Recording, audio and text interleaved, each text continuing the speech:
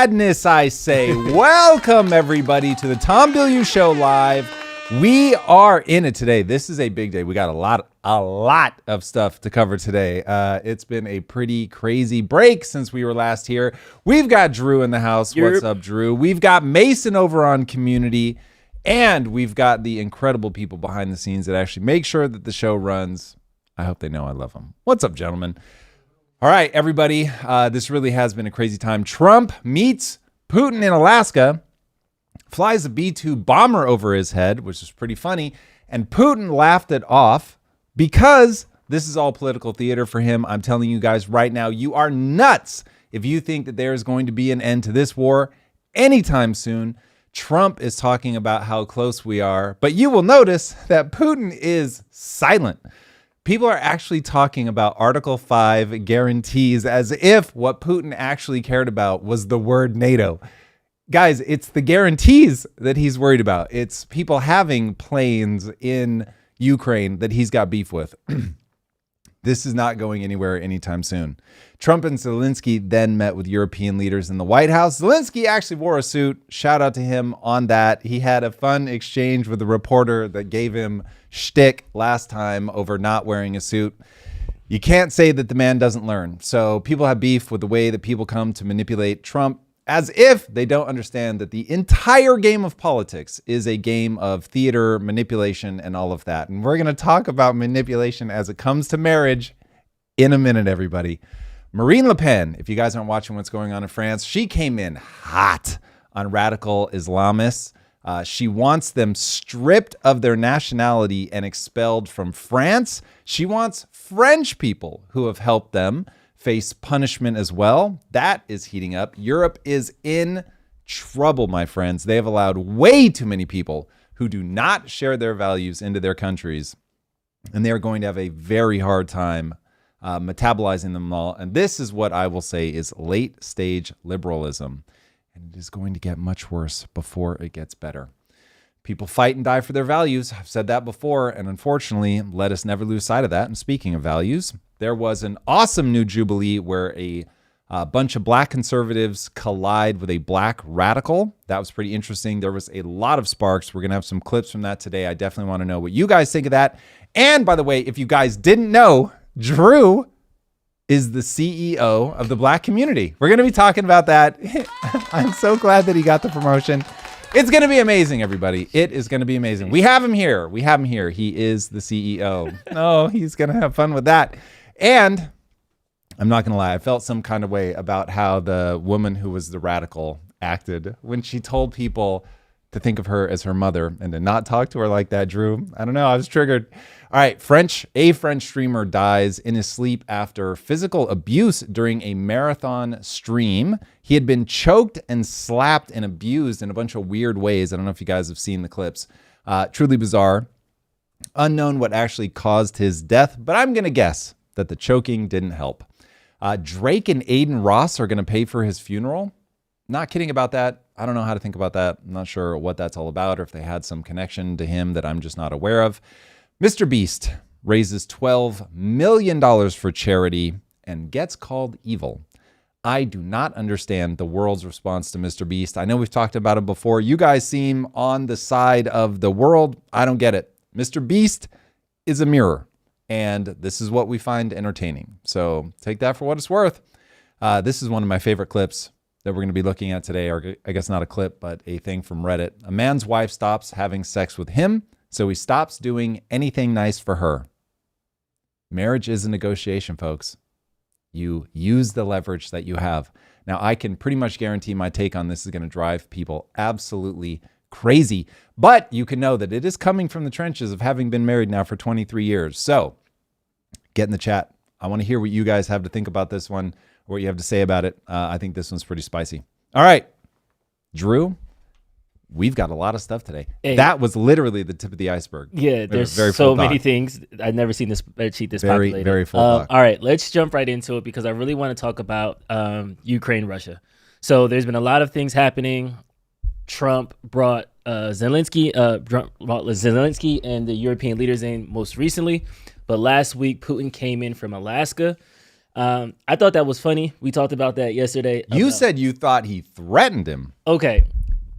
Trump is flexing on Putin. Yes.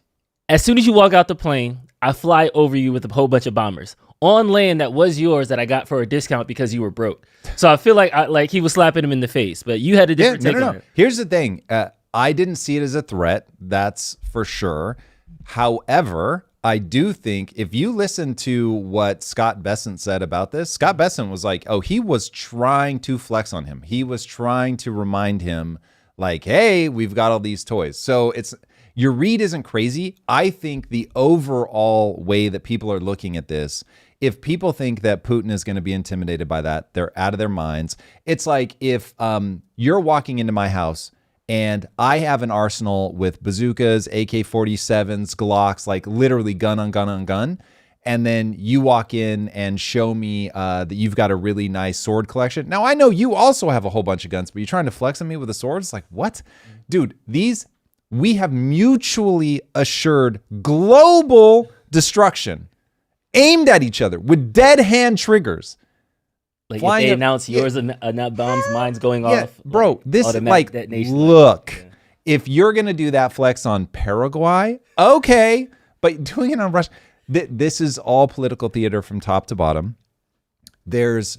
If Trump had said, listen, we're going to lift all the sanctions off of Russia. They're having a really hard time right now. Like this is an economic game. We want to get these guys back into a good position. I can see how we're going to end this thing. It's going to be fantastic. I'd be like, interesting.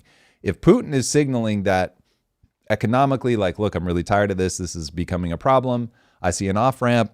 I would buy that maybe we were making progress. Mm-hmm. But when you start talking, the thing that's getting Zelensky excited and bringing him to the table is that we're going to have some kind of Article 5-like guarantee. Now, for people that don't know what Article 5 is, admittedly, it's very broad, but it says we will, if somebody attacks one of the members that has this protection, we will respond as we deem fit.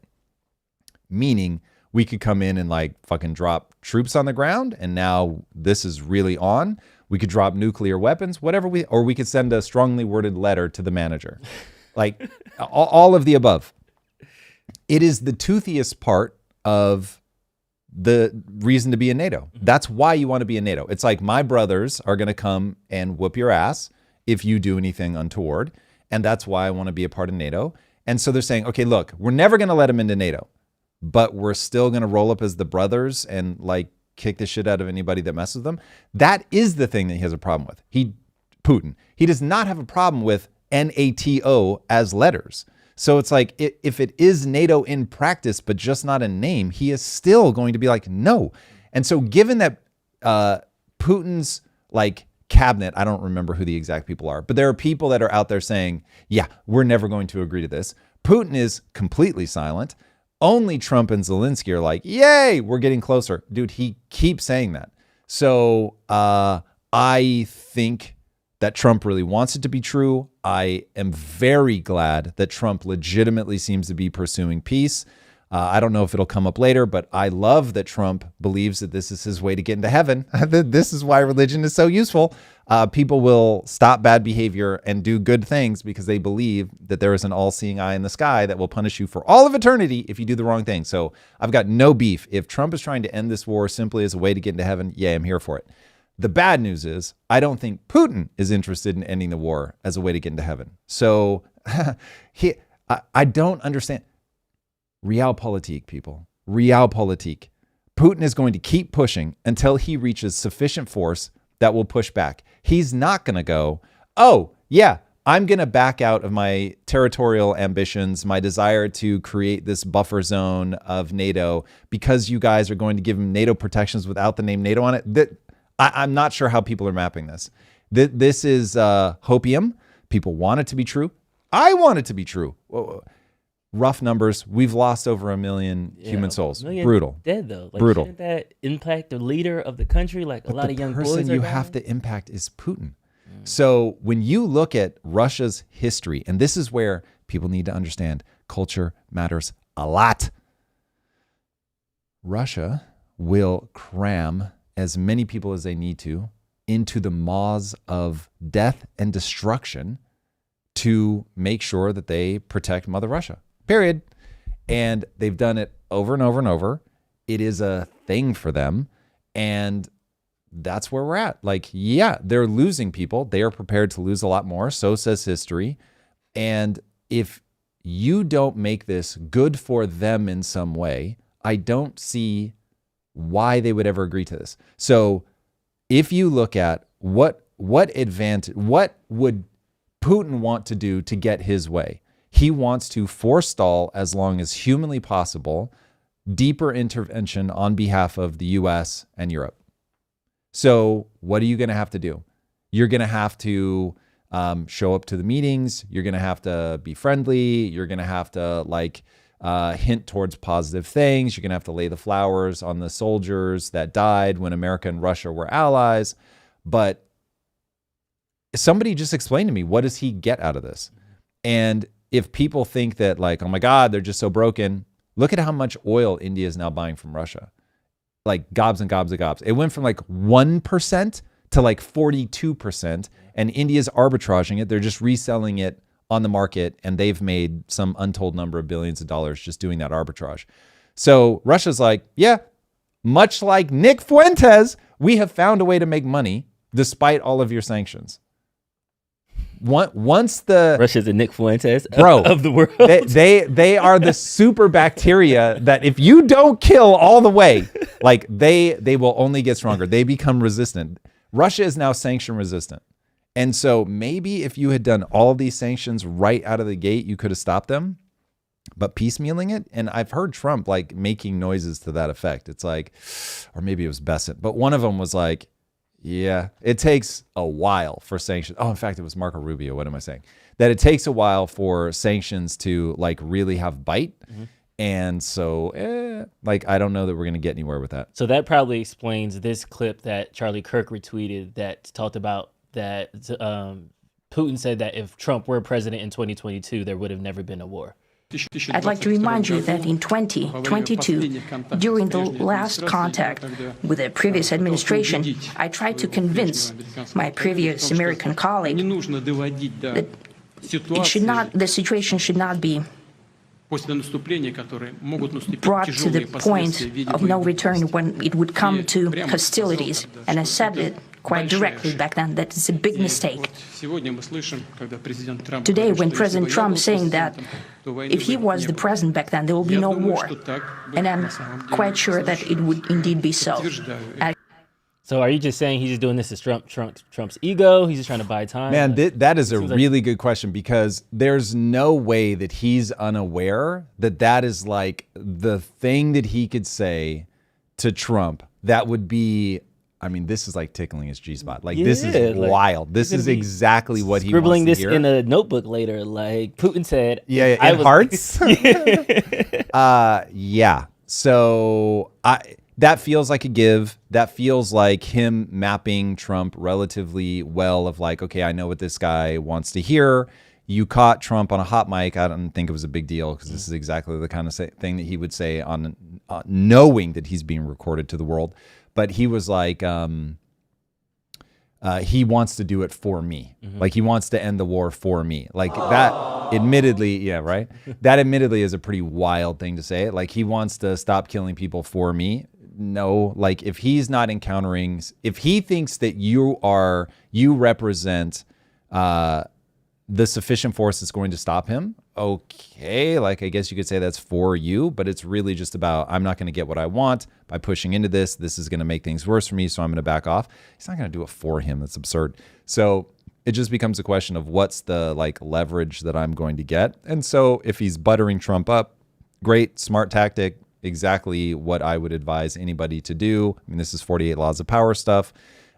So my guess is that's all this, that the official words coming out of the Kremlin are like, well, this is going to take time and we're going to have to like slowly figure this out. But you know, we do want to see if over time, slowly, like we can find a path to be, it's like, oh my God. So a lot of word salad stuff, a lot of buy time stuff, which is again, in keeping with if you remove all the emotion and you don't listen to what people do, but instead you just look for the pattern in all of this is say the right thing, buy time, keep bombing. Say the right thing, buy time, keep bombing. Yeah. That's dark. That's their pattern. So there's a couple it's people true. in chat that are saying that you're misrepresenting the planes, and it was a salute which has been done throughout history. Any Dude, thoughts on that? hold on. Do a search for Besant, who literally, a member of the cabinet, saying this was a flex. He was trying, like, Besant's words were almost all the way to Drew's position of this was a threat. Now, he was saying it like a little bit tongue in cheek, but if you type in, I've got to imagine Besant flyover, something like that, that you'll get this. So anyway, I love you guys, but don't be ridiculous. Here it is. Alaska was a show of force by President Trump. Yep, literally, he says the words. Alaska was a show of force by President Trump. He invited President Putin to land that the Russians used to own. He displayed a huge amount of military hardware and then did a flyover. It was kind of like inviting your uncontrollable neighbor to your house and showing him your gun case. So the bad news is your neighbor has an equally large gun case. But yeah, look, this was a flex for sure. This was a show of force. I don't think it goes all the way to threat. I don't think Trump is that dumb, but it is certainly, he's trying to flex on you, man. That's just all there is to it. To play devil's advocate, is there any incentive for him to spin it that way? Is there any incentive for Besant to spin it that way? Yes. What are people asking right now? So what do people think it was? Just so I can make sure that I'm not arguing with the phantom and that I'm actually arguing with the reality. People just think this was a, hey, Putin, out of respect, we wanted our B-2 bomber to fly over your head. Is that the... Their whole beef was it's a salute, and so any storytelling on top of that is just like adding to it. It was the equivalent of this with a bunch of planes. I love it. Okay, sure. Yes. The big lineup of fighter jets. More salute. Got it. Okay, over and under, the war ends before the end of the year. Like next 6 months. Not going to happen. No way. 0%. Nope. 0. Got it. Well, we'll see. We shall see. We shall see. And look, this is a tragedy. This is a tragedy. War is horrifying, and war is like staring into the abyss of the human soul. We are capable of such profound evil. It is shocking to me. And by the way, when I talk about resentment driving so much of what we're living through right now in a populist moment, please understand that I believe resentment, much like socialism, is just a like early stop on the way to communism and just mass fucking murder. Resentment is a stop on the way to war. This people who have that sort of Karen-y, bitchy attitude, like this is how guns start going off. So make no mistake, it's a spectrum for sure. And not every Karen you run into would wield a gun on you. I'm just saying that like it is that part of the human spirit that drives forward into something truly horrible. So beware. All right. In a funny Trumpism, he joked around about that you can cancel elections if there's a war happening. Yeah, this is Trump all day. So you say during the war you can't have elections. So let me just say 3.5 years from now.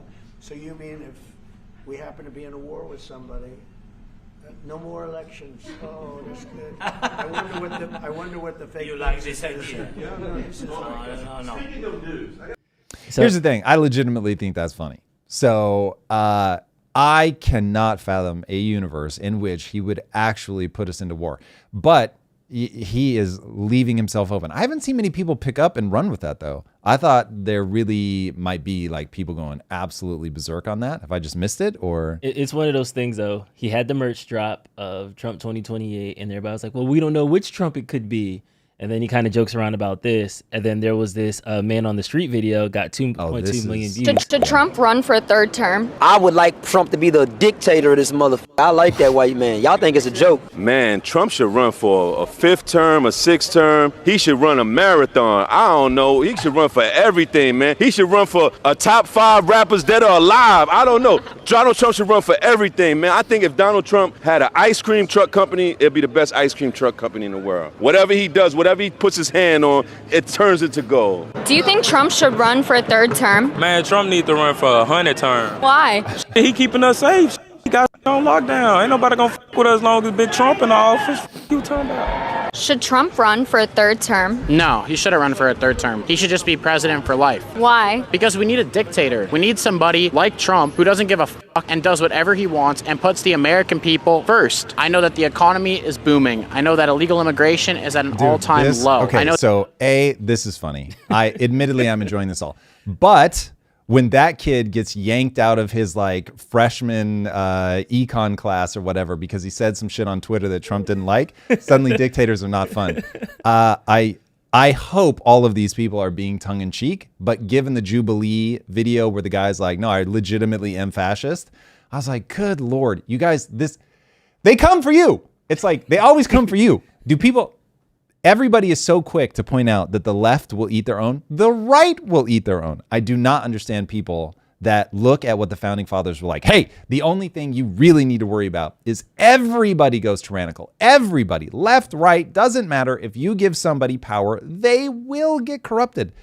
It's like, I don't understand. As a CEO, Drew, I go out of my way to try to make sure that people feel very confident checking me. I want people to tell me when I have a bad idea. And listen, I know that ultimately I'm still the dictator and I still get to fire somebody if I want to.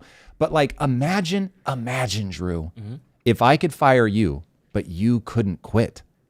That's a dictatorship. They literally will stop people from leaving the country. You don't have a choice. You're going to be a subject. And that's what people want. That is wild. That's one of those things. It only makes sense when you don't actually have it and you know you could leave and you could move and you have all this freedom. This is what I'm talking about with late stage liberalism. People get so used to these freedoms that they will roll up to the border of Egypt and be like, wait, why can't we march here? And they're like, bitch, this isn't America. What are you doing? You don't have freedom of speech here. People are so fucking confused about the world. That they think when they gays for Palestine went to the Middle East and eventually got killed. Like, wild. This is I don't know what people are thinking. Several people thought that video was AI. Do we know that it's which real? video? The man on the street video. No. I'll tell you right now. It's the lips. You can hear it in the audio. You can hear it in the audio when it's AI. When AI gets that good, we are really in trouble. That's a different philosophy. If a pretty woman asks a man on the street question, the answer is always yes, if you realize this with these videos. So she just had her titties out and dudes were on the street and it's like, should Trump be a dictator? Yes, he should. What's the right answer? And I'll say anything I can to extend this conversation with you. If she walks up with a Make America Great Again hat, it's going to change the answers. Come on, that's not serious. That's not serious. All right, let's jump into this.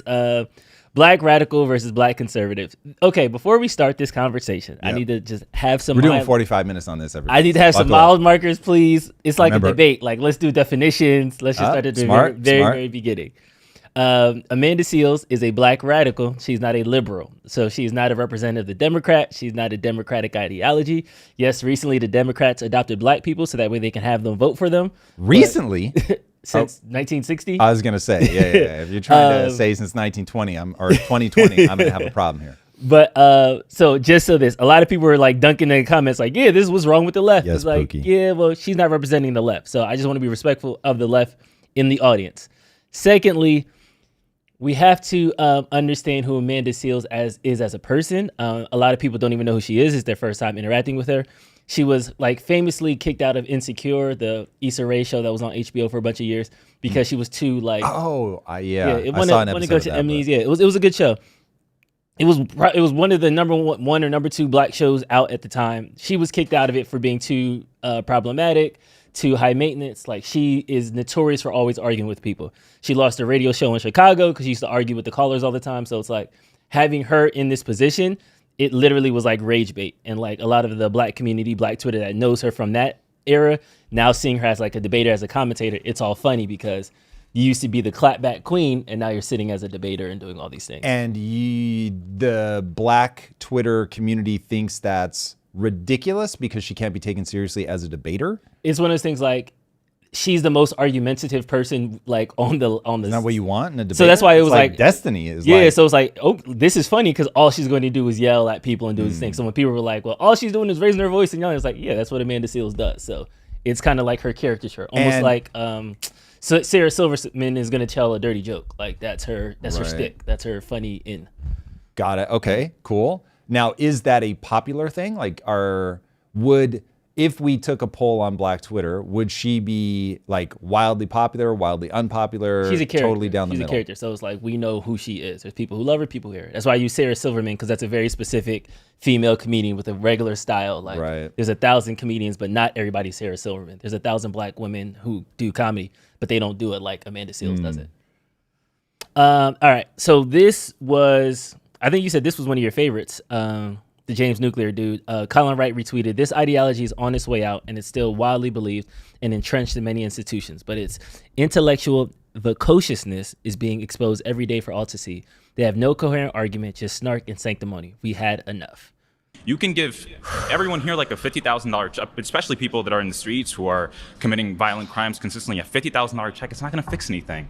It's not going to increase the median household income in the next 10 years by 10% or 20%. For example, we have the Chinese Exclusion Act of 1882. We prevented Chinese people from getting citizenship and even entering the country. We discriminated against them and basically put them under apartheid, even here in the United States. Yet they have the highest median household income. How is that possible?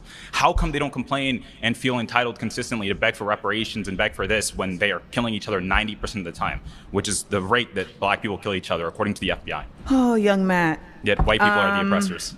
I'm not sure where your education came from, but they lied to you.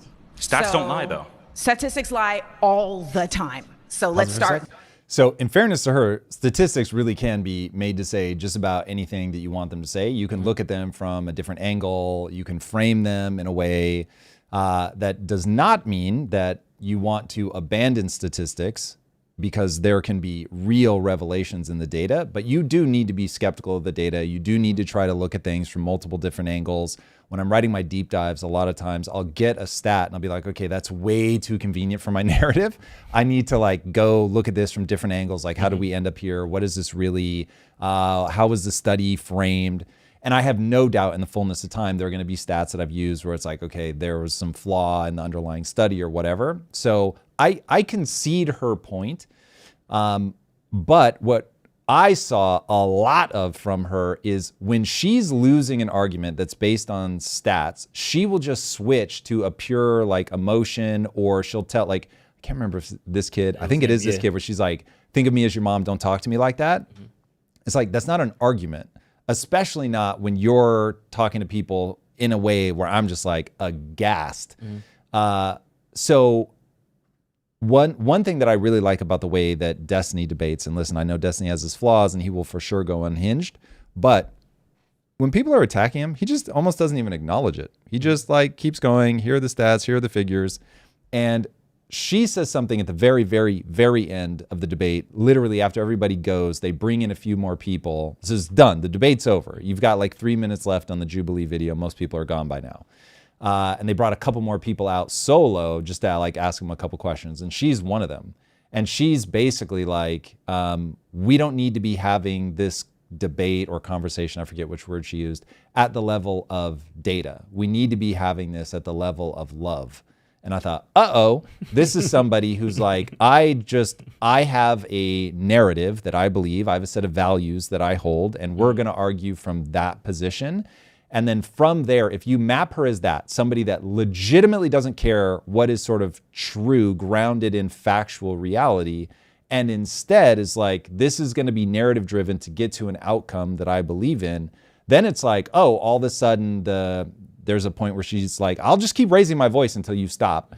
There is telling people they're not going to talk to her like that, telling her to stop when they deliver a fact that she doesn't like, saying that they're incorrect when the fact checker's like, no, they're not. So it's, once you start mapping someone like that, you realize that whole idea that I've talked about many times in a marriage, where you'll be arguing about the tea versus like, what's the actual thing? Like, for this debate to work, they would have to pull into the conversation that I, Amanda Seales, do not care about facts and figures. None of that is relevant to me. This is about leading with love.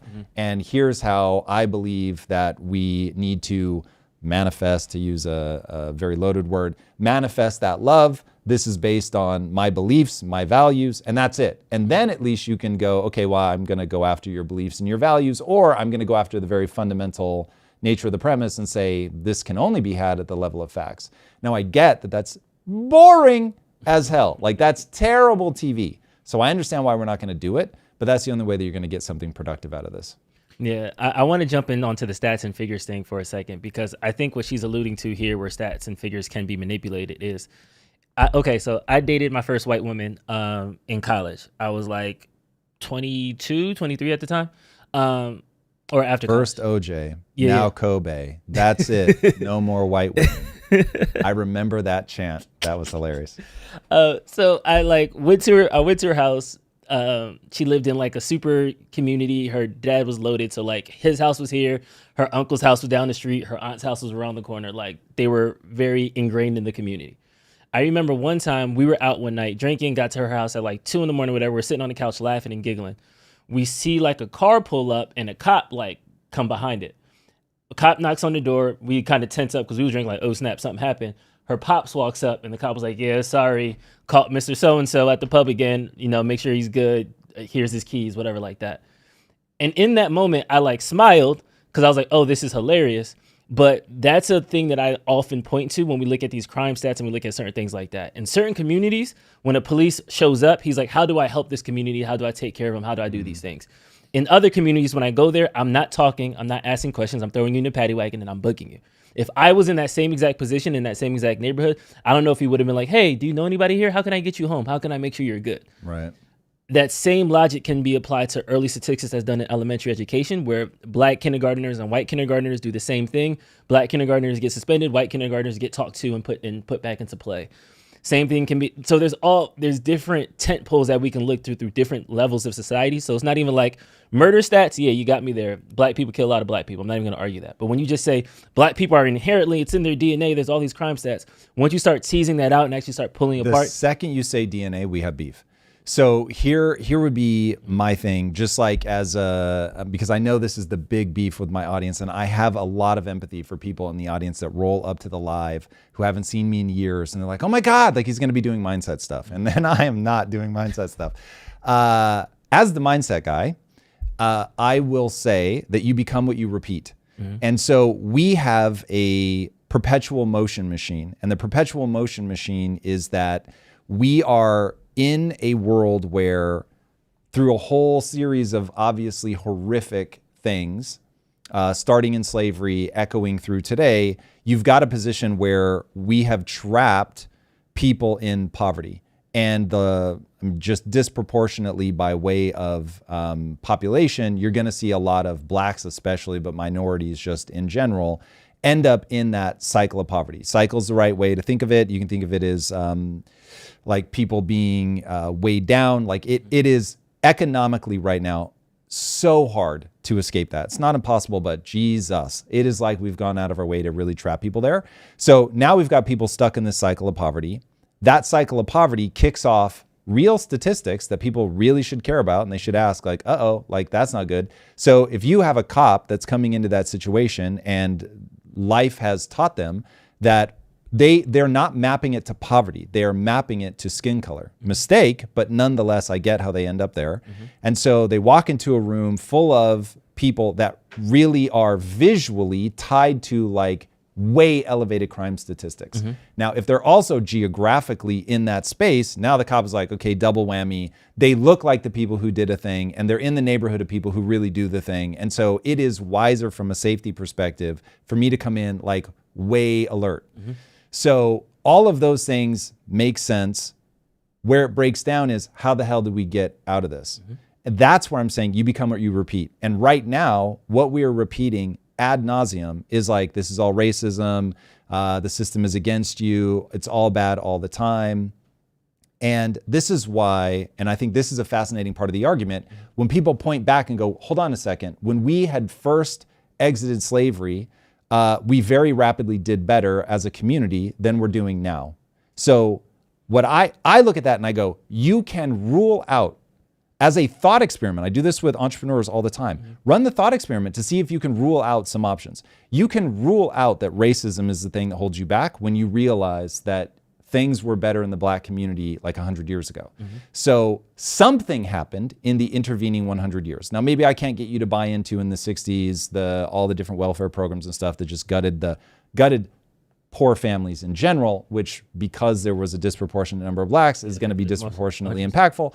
And so that creates this snowball effect. Even if I can't get you to buy that, you can just rule out that this is a problem of racism. Now, you may come back to, well, then what we have to do is be insular again. We have to be cloistered communities. We have to reject integration with white society. Okay, that strikes me as a terrible idea, but at least that I would understand why you would come to that conclusion. And I don't have a thought experiment in America to rule that out. Cool. Now we at least have a place that we can start. And this is what I think he's getting at with Mr. Nuclear here, which is really his Twitter name, is trying to get at. He's like, the Chinese were put, far briefer, but the Chinese were put through something equally horrible in America. Maybe not equally horrible, but bad. Apartheid, literally the system was against them. And now, later down the road, massive success. Same with Nigerian immigrants, massive success.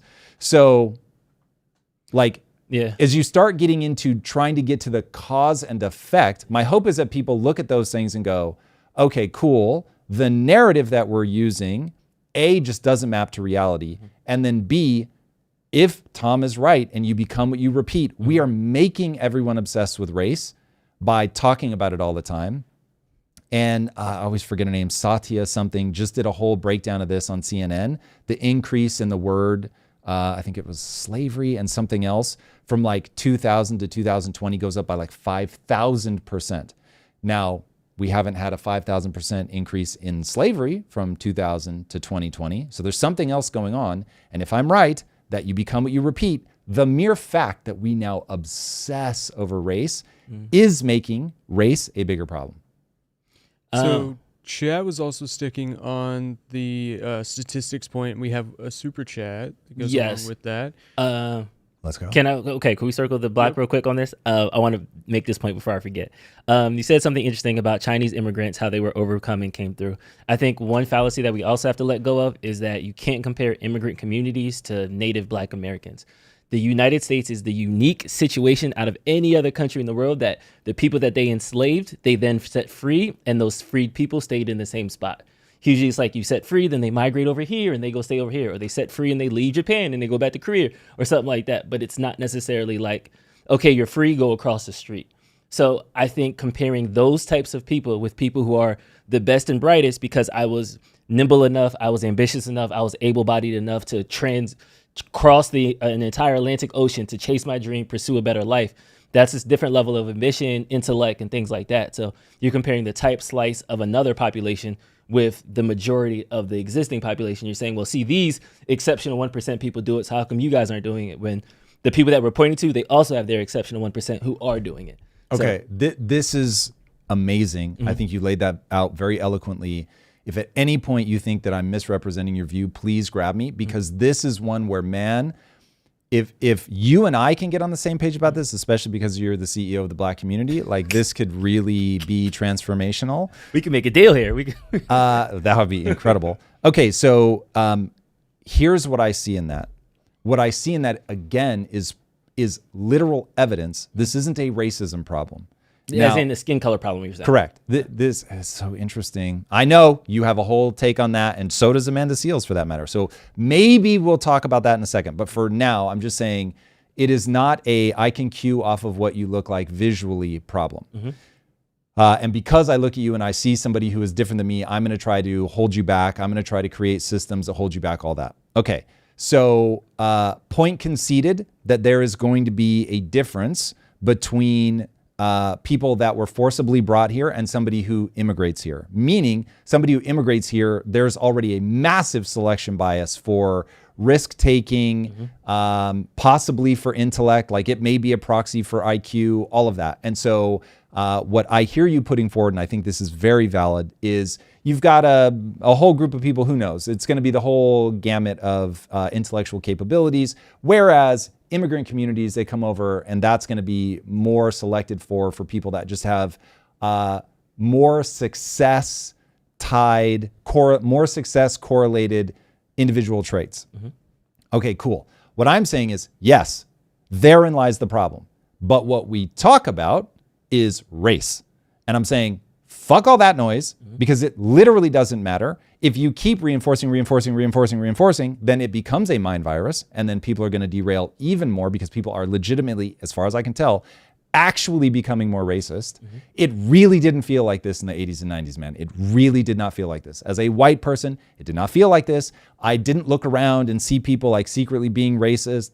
Like, you might have, and honestly, yeah, okay, even like you would hear like the occasional like, Jigaboo? You look, no, I never heard anything like that, but you'd hear like comments from your great uncle, not even my uncles, but like my grandfather's brothers and sisters might say like a weird thing here or there. But it was so like just considered gross. So nobody in my universe was like leaning into that. And I'm talking at school, everywhere. It just like, it didn't feel like it feels now. Okay. So from that perspective, I feel like we're moving in the wrong direction fast. People are legitimately becoming more racist. I think as an obsession with race, trying to classify everybody, then people team up, then they fight for their team. And so you're pushing people where it's like, think of yourself as white first. Well, then you're going to get white nationalists and all that bullshit, because you're pushing them to think of that as their team. Very fucking stupid, in my opinion. Okay. So, but going back to what you were saying, we have now delineated that this is not a skin color problem. This is intellect problem, if we're really going to boil it down. No matter what your race is, if you don't have the intellectual horsepower to get out from under a system that's trying to hold you back, you're in trouble. But I think when you start looking at broader communities like Indian Americans, Chinese Americans, Japanese Americans, Korean Americans, like you start seeing a cultural trend, because they've been here for generations and generations and generations. So this isn't just like Nigerian immigrants who are all going to be very recent. This is like, not only do I not have a Chinese accent, my parents don't have a Chinese accent, their parents didn't have a Chinese accent. So now I think it maps far closer to culture than to intellect. And the culture in Asian communities right now today is you are going to work until your face falls off. Like from the time you're a little kid, you're going to be going to tutors. You are expected to excel academically, all of that. I don't know these stats, but I would be surprised if there isn't more two-parent households. And so once people start going, okay, wait, hold on a sec. Like a core pillar of my entire belief system is that humans became the ultimate apex predator, the most dominant creature the world has ever seen, the ability to leave the planet for one reason and one reason only. We pass things on through culture. We don't try to hardwire everything the way that a horse does. A horse, 20 minutes after it's born, it can do all the things that a horse is ever going to be able to do. A human is not like that. We've got 25 years of brain development. We can be dropped into any circumstance and it's going to wildly impact our lives. And so if I can get people to agree that that is true, then it's like, okay, then what you're transmitting to young kids, which matters a factor of 100 more, to indoctrinate people with high utility ideology when they are young, is the entire game. And if you don't have two-parent households, if you're having to put your kids in a bathtub, because of stray bullets, if your school is absolutely god-awful, areas of the brain actually don't develop. They just don't develop. They don't hear the right number of words. My whole Jeffrey Canada speech, if anybody wants to hear, I can certainly go down. But it's like the number of words that you hear matters tremendously to your brain development. So now we've got, okay, here's real problem. Real problem is poverty is destroying brain development. Culturally, you don't have intact families, so you're not getting male and female influence. You need both. Again, brain development, seeing things from different sides, men teaching you to be tougher, to be more emotionally resilient, mothers making you feel loved, like you can do anything. Like these are very necessary ingredients to the development of the human mind, which is designed to react to its environment. So now you take all of that. You, in my estimation, have proven this is not a skin color problem. And now it becomes, okay, this is an intellect culture problem. Now, I am certainly not making the argument, which you will hear out on the internet, that black people in general just don't have the intellectual horsepower. I think that's total horseshit. Just my own lived experience, as cheesy as that is, tells me that it just doesn't matter. Walking up to somebody based on their skin color, I am not going to be able to tell whether they're smart, whether they are funny, whether they are good at name this, that, or the other. But if you tell me that I'm looking at a Chinese person whose parents have an accent, I'm like, oh, that motherfucker works hard, guaranteed. There is so much pressure on them culturally because I can just guess what that culture is going to be like. And so to me, culture has massive predictive validity where in terms of how well that person's going to do. And skin color has extremely low predictive validity. Heard, received. I have no beef. I think there's another tent pole we kind of have to do up.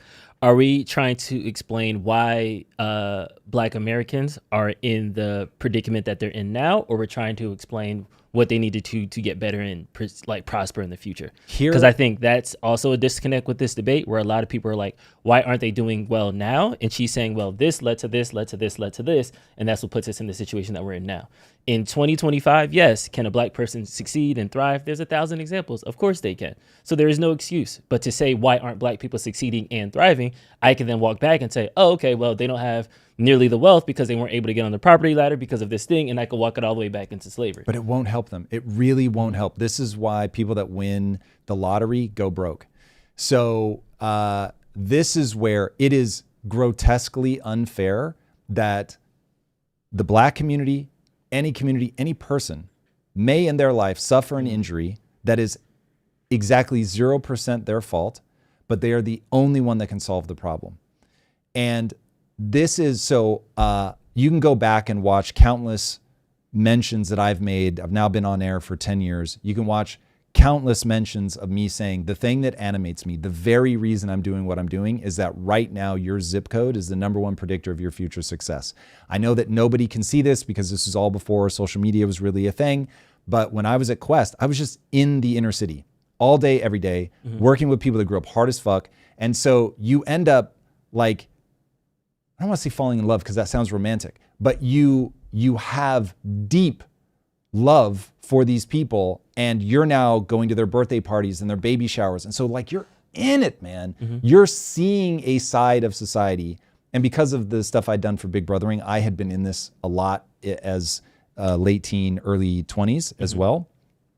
But like you're just seeing it up close. So when you end up going, hold on a second, this has become a machine to completely destroy people's lives. And you're staring at the problem going, okay, I'm willing to like really commit myself with my passions and my skill set to help in any way that I can. And you really look at the problem and you walk away going, this is an ideas problem, like plain and simple. And I'll give you one example. There was this woman that we helped. I mean, when you talk about growing up hard, bro, like some of these stories would curl your eyelashes. And grew up hard. And she was amazing, very bright, very hardworking. Get her into the role at Quest. Like Lisa's working with her to help her like rise up the ranks. Anybody that knows Lisa knows that she goes extra hard in the paint to help women. And so she's really trying to help this woman. And then she gets her first tax return and she quits because she never had $5,000 before. And so for her, she was like, I'm rich. Like, why would I keep working? And we were like, no, you're doing so well. You're so bright. Like your future is in your control. But her frame of reference was so wacky that she could not emotionally make a better decision because she never had $5,000 before. I mean, it was just really like heartbreaking. And then she goes back to her old life and that old life was not good. So that's one of the many stories where I was like, oh, we have an ideas problem. Like she has a belief in a value system that is so guaranteed to lead her somewhere financially unstable, emotionally unstable, bad relationships, that it was 1,000 things like that, that one day I looked at Lisa and I was like, we have to give up on adults. It just got so draining, Drew. And that's when I realized, man, this is brutal. This is a meat grinder. So my thing is, if we cannot stop talking about race and cannot just get fiendishly focused on the mechanisms by which people end up here. Brain development, number of words, just number of words a person hears by the age of 5, the ratio of positive to negative words that they hear, both a male and a female influence in their lives. Like it's really, and then financial literacy, please, for the love of God. And I'm assuming that a big part of the role that the man is going to play in their life is emotional discipline, which a lot of people lack. And so like that basket of goods, and in a generation, everything would turn around because you only know what you were raised with. You could take the Rothschild family for literally hundreds of years, raised in elite circles, all the money in the world. You don't have to worry about anything. You're going to be taken care of. You're going to be educated to the nth degree. Single generation, you could ruin them. There's a quote, I think it's by Lenin, as in Russia fame Lenin, who said, "Give me a single generation of children and I'll change the country forever." That is mechanistically correct. It does not take a long time. It's just, if you can totally control how kids are raised, you break a cycle for positive or negative. 2% of Americans own 90% of the stock market. 10% of Americans own 93% technically, but yeah. Copy. Is that intellect? That's all assets. Is that intellect and a culture problem as well? That's partly that, but it's really more like, if your parents, when you're 12, are like, hey, in this household, we put 50% of our chore money into the stock market, you're going to view the world like, that's how I would raise my kids. Yeah. So if, I don't have kids, but you get it.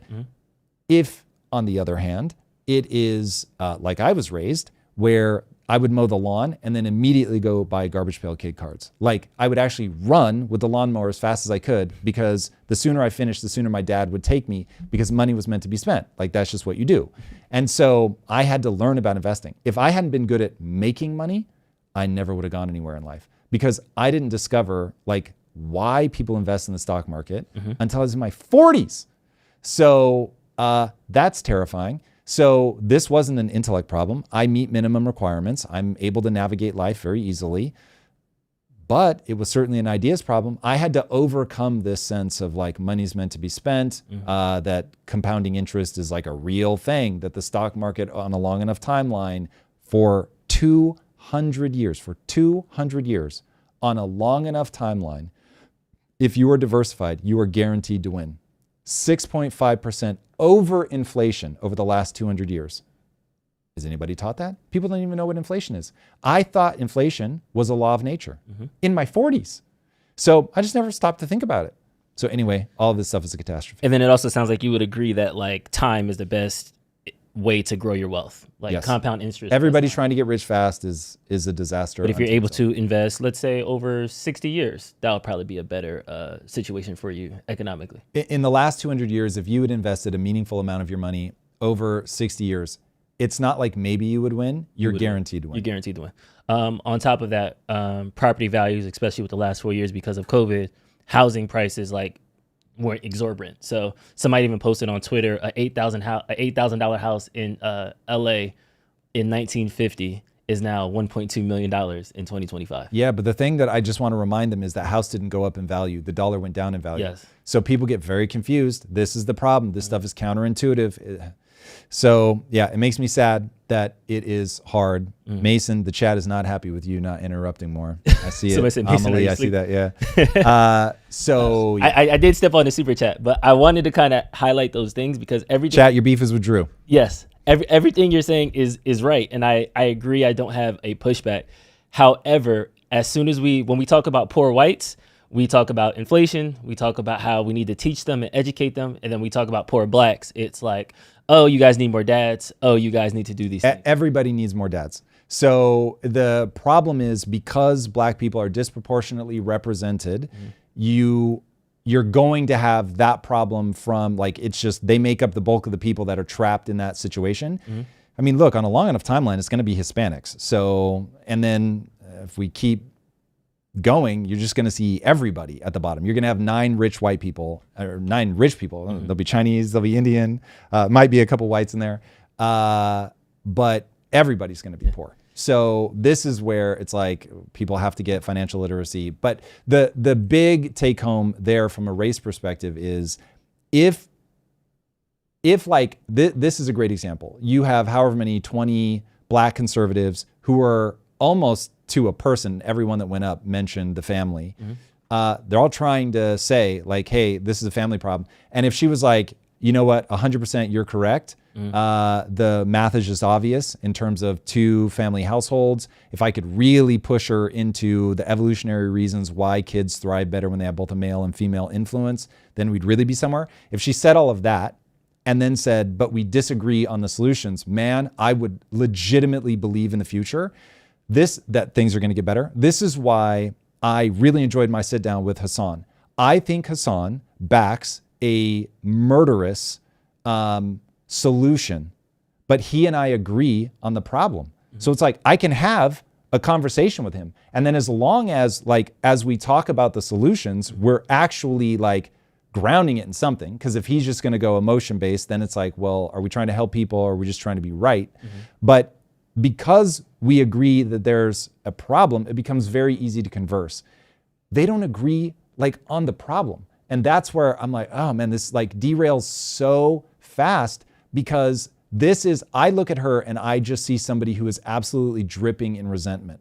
So in marriages, they talk about the 4 horsemen of the apocalypse. And the most important horseman of the apocalypse in a relationship is contempt. She has contempt. Like she displays it over and over and over for these guys, rolling her eyes, putting her head in her hand, like sighing, you better not talk to me like that, like all this stuff. She has contempt for the people that she's talking to. When you have contempt, you are on that murderous scale of resentment. And I'm really conflicted about this, because when I look at this stuff, I know the more that I mention, hey, this early thing here plays out really dramatically over time, people are going to meme this. And they're going to be like, Tom gets a hangnail and wants to drop a nuclear bomb. Like, I get how the memes will play out, but it's like, if you recognize that what we're living through right now in 2025 is resentment. Like resentment is the word. The word of 2025, resentment. Resentment is the thing that's blinding everybody to everything.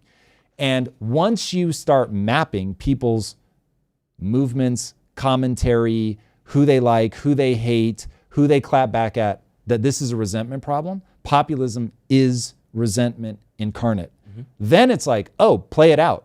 Play out if you think, if resentment is the thing that leads to socialism, and it is, and populism is driven by resentment, that means that socialism, communism are driven by resentment. So guess what happens when people who are full of resentment grab a hold of the means of production, grab a hold of the government? They start killing people.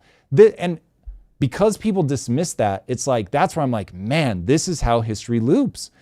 Because it is, socialism is necessarily murderous. To keep that kind of control, to get everybody to think the same way, you have to kill the dissidents. And so you end up with that problem. I don't know how else to make that more clear. Ipso facto. Okay, Mason, I'm sorry. I stepped on you like 3 times. Sorry. We got super chats, we got comments. Do you think? Oh, good. We got 2 super chats. We'll start with RJ because it's more on topic. Yeah. Super chat.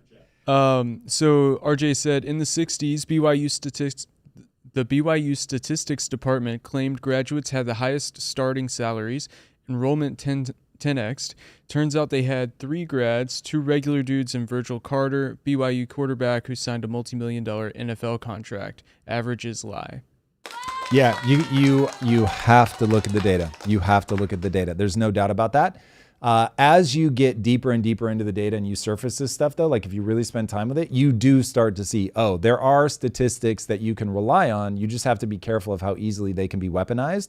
So this is where I'm like, what is your other option? Your other option is gut feel, emotion, vibes. Like these are 1,000 times worse than even manipulated statistics.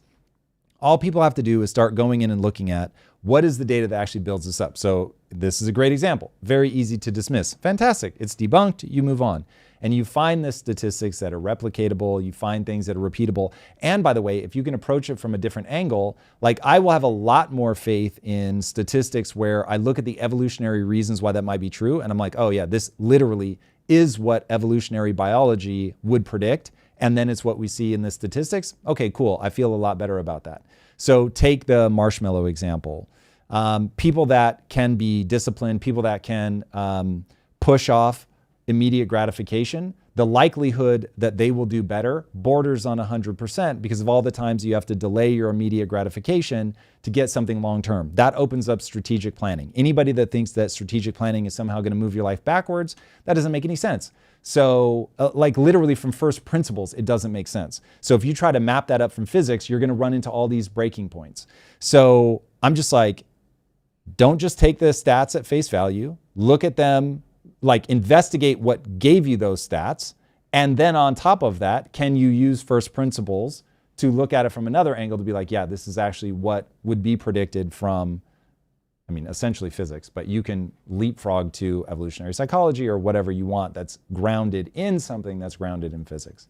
But people don't. It takes time. We've got 2 other normal chats that I want to get to, and then we'll get to the other super chats. So from Jay Mayer, they mentioned that, like the stat that the bottom 50% only pays 3% of taxes, totally misleading if you throw everyone that pays 0 tax in with the working class that pays taxes. I know you've done deep dives on this kind of stuff, so how does that strike you? I can't even understand what they're saying. So those stats are very simple. So 50% of America pays, I think it's 97% of the taxes. Hold on, so she's saying 50% of the population of America or 50% of the 50% taxable of the taxable adults. So they're saying that the bottom 50% also includes all the people that don't pay taxes. So wives that don't work, things like that. Yes. And I think they're saying that skews the data, but to your knowledge, like how much does it skew it? Is it a 1% what do they difference even or- mean that it skews the data? No one is saying that there's nobody in that 50% that doesn't pay taxes. But even when you group them, they only account for 3% of the total taxes paid. So sure, they're taxed, but even when you include them, only 3% of the taxes are paid by those people. So, what? Like, I don't understand what the argument is. No one is saying that everyone under there is 0% or everyone under there is 3% evenly. It's when you aggregate them. And by the way, there are a bunch of people, I don't know the exact number, but there are a bunch of people in the bottom 50% that make money off of the government, minus things like VAT tax and stuff like that. But where they actually receive a check that is over and above what they paid in taxes. That's not profit though. That's just getting the money back that the government overtaxed you. No. That's what a tax refund is. Bro, I take 10,000 out. But if you only you have give 7, somebody so I'm that's giving getting you government the day back. assistance, you 100% are profiting off the U.S. government. Oh, you're talking about like all in welfare compensation from the government. There are people that make more than they pay in tax. Copy. Full stop, period, end of story. He's including EBT, food snap. Okay. The whole shebang. I concede. I thought we were talking about income tax. Makes sense. And then they're using percentages, but it's not exactly statistics. The hypocritical cynic said, today, 1% of the country owns 90% of the wealth. During antebellum slavery, only 2% of people owned people that were slaves. History repeats. Do you feel free or likened to a slave?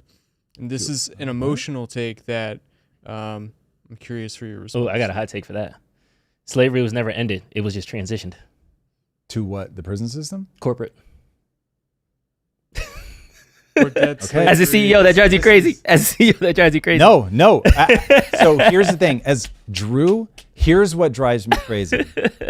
I don't expect anyone to believe this, but I really believe this of myself. I love to see other people win. I'm wired for it. And so once you map out the physics of how people win, and then you hear somebody say something that is literally physics breaking, and so you're like, oh my God, like they're going to struggle for fucking ever because they don't understand. This is how you end up with socialism and communism. People don't understand the fundamental nature of the economy. Like they really don't understand. And that comment is out of step with the physics of entrepreneurship. So the reality of the economies are that we all decide to specialize. And so we make up this thing called money. And we say, I'm going to do this thing over here. And my proof of work is going to be that I get paid for it. And so now, instead of everybody doing the thing themselves and trying to like figure out how much this is worth and enter the barter economy, over time it got more and more sophisticated. And what we realized is, oh, there's people that are really good at handling like the hunting to get the hide is like this hard, and I've got to coordinate all these people. And so you're not going to go hunt to get the leather, but you are going to sew the leather. And so I'm going to amalgamate all this together into a company. Okay. And that's where we get to, where we specialize in specializing. And it's incredible. Modern day, like supply chains and all that, really sophisticated and is the exact thing that gives us a modern world. But what people don't understand is the modern world is brought to you by entrepreneurship. And we've given it this weird name. So I think people think of it as, well, wait, hold on. That's like a capitalistic game. And no. That is the modern world. That is the modern world. You only have something to tax because of entrepreneurs. Now, throughout time, they were called other things. Merchants, you can have mercantilism as a form of government. We don't have that now. But anyway, if you don't understand that this magic thing called money, which doesn't really exist, but this magic thing called money, this story that we have all decided to believe in, the only way to disseminate that, because it's created through a printing machine, technically not physical printing, people get it, that it's disseminated into the public arena through the creation of value. And the only people creating value are entrepreneurs, whether it's a service or whether it's a product. Like that's how we then go, oh, cool, this money is going to go chase that thing of value. And so if you think of that as slavery, that's exactly like thinking of marriage as prostitution. It's like... It's prostitution, just the length of the contract. Right? Yeah, some people would have me believe. Wait till we get to that one. So yeah, that's where I just go, I despair for us ever solving this problem, because the frame of reference that people have when they look at the problem is so like at odds with the reality of it, that when they go to try to fix it, they will inevitably make it worse because they don't actually understand what makes it work in the first place. It's like having a mechanic work on an engine that doesn't understand engines. Like the odds that they will try something that will make it far worse are essentially 100%. In like this current moment, do you think that there's something that we should be... Because I know we're talking about slavery, we're talking about these things, but I want to kind of take a step back and just look at the economy as a whole. We were joking around with that Trump third term video. The economy is booming, everything is going good, but the economy is kind of in a weird spot. Bitcoin hit a high, then it kind of started dipping down. The market is red for like 3 days straight, but you're only a loser if you sell. So it's one of those things where we're in this, the economy's in like this weird recalibration and things like that. So if you could just level set and you gave us the history of kind of where we got to now, where do you think we're going, both with the deals that Trump and stuff has on the table, as well as like what Warren Buffett and Berkshire Hathaway and all these people are doing and moving their money around and things like that? Like, how do you think, where would you kind of gauge where we are in the economy now and what people need to brace themselves for like going forward? The economy's not in a reset. The economy is ailing, and there are going to be signs, sometimes up, sometimes down, even in a healthy economy. So now you put that into an ailing economy and you're really going to see some weird stuff. Now, why do I say it's an ailing economy? If you decimate the middle class, which you have been doing systematically for, since 2008, with a level of aggression that is terrifying, you need to think of it as a sick economy, because the amount of money that you have to print, problem. If you're deficit spending as a government, you have a sick economy. And the reason, again, that I say that isn't because goods aren't moving well through the system. It isn't that there isn't high velocity of money. There is. It's that you are creating the resentment that we're living through right now by shoving half of the middle class down into poverty and pulling the other half up into wealth. You get the extreme inequality, which destabilizes society. And so it's one of those... we just recorded the video on this. It comes out on Monday. So my upcoming deep dive is, this is exactly what happens every time before there's a collapse. Phenomenal YouTube headline. I expect it to absolutely smash. And the bad news is, this is exactly what happens every time right before a crash. So the reality is, once you stop thinking in terms of stock market and you start thinking in terms of the total economy should be yielding a stable middle class, a stable society, high social mobility, high economic freedom. People win and lose by their choices. If they know how to play the game well, they will do well. If they know how to play the game poorly, they're going to lose and get punished. That's how it should be, that the rich can become poor, the poor can become rich. You've got freedoms abounding. People are happy because they believe that given their own performance that they'll be able to move up or they'll be able to move down, that their kids' lives are going to be better than theirs. Like, that's the sort of implicit promise that we have made as Americans for 250 years. And it's broken. And we broke it. And once we understand how we broke it, then we can get out of it. So look, anybody that panics about short-term market moves, they're dumb and they're going to get eaten alive by the market. I'm sad to report that this is why the greatest advice of all time is buy low, sell high, and everybody buys high and sells low. If you can't understand that about yourself, this is why when everybody comes to me and is like, bro, why aren't you investing more in Bitcoin? I was like, I dollar cost averaged into Bitcoin. I had a certain amount that I was willing to deploy. And the only thing I would say is, I guess you could argue that I would have been better off like spreading that out instead of over, I think I deployed over 2 years, instead of deploying over 2 years, deploy over 10 years or something. Okay, I could see an argument for that. But given inflation, I don't feel badly about it. But I'm not just going to keep buying because I don't trust myself to be right about Bitcoin. I don't trust there to be a black swan event that I don't see coming. So I have a much more diversified portfolio. I know that I only invest money that I could leave there for 25 years and not have to worry about it. So look, it's fun when it goes up. I stop paying attention to it when it goes down, but I don't have any emotional distress. Like if you said that Bitcoin dropped to 10,000, I'd be like, well, that's wild. And so, but I would be like, I know within the next 10 years, or I don't know, but my thesis remains that over the next 10 years, it's going to go back up. So, when I saw some of those headlines coming out, I went and looked at the market and I was like, Bitcoin's at 113K. What? People are panicking. Like its all-time high is like 119, 120. So it's like, kids, let's not panic. So anyway, this again, human beings are controlled by their emotions. They make stupid decisions because they don't put any checks and balances in place to make sure that they don't react to their emotions. I am desperately trying to convince people to distrust themselves. To just because you have an emotion does not mean that it is wise to embody and act out that emotion. But people are going to ignore me. At the same time, though, Berkshire Hathaway has the most cash it ever has on hand. Is that like an indicator that, if the most successful investors like, I'm going to take a step back for a second. Do you think that there's like a larger queue happening just where we are in this moment? Oh, yes. You are in a bubble right now, Drew. The AI bubble is going to burst. So don't get confused, boys and girls. If you're paying attention to my man, Warren Buffett, he is sending you a signal that bad things are going to happen to the stock market in the short term. So keep in mind, Warren Buffett's job is to yield an annual return. He's got to think about his shareholders. He's got to think about moving billions of dollars. He is in every minute detail of the stock market. And so you will see over time, he has pulled cash out, put cash back in. The odds that this is very similar to a 1999 dot-com bubble are extremely high. The catch is you'd still make an unfathomable amount of money if you just were diversified across all the dot-com stocks in 1999. You rode out the bubble bursting and just let all of it climb back up.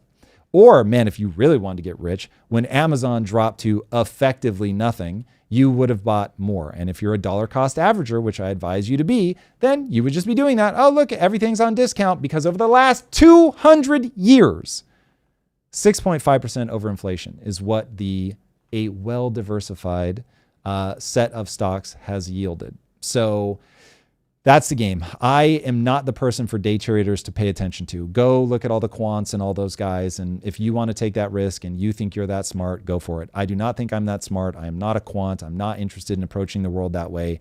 So yes, Warren Buffett is telling you that you're in for probably several years of trauma and turmoil. But if you're invested for 25 years, 50 years, 60 years, what does it matter? All of these blips are going to come and go. So understand the nature of the thing and you will be fine.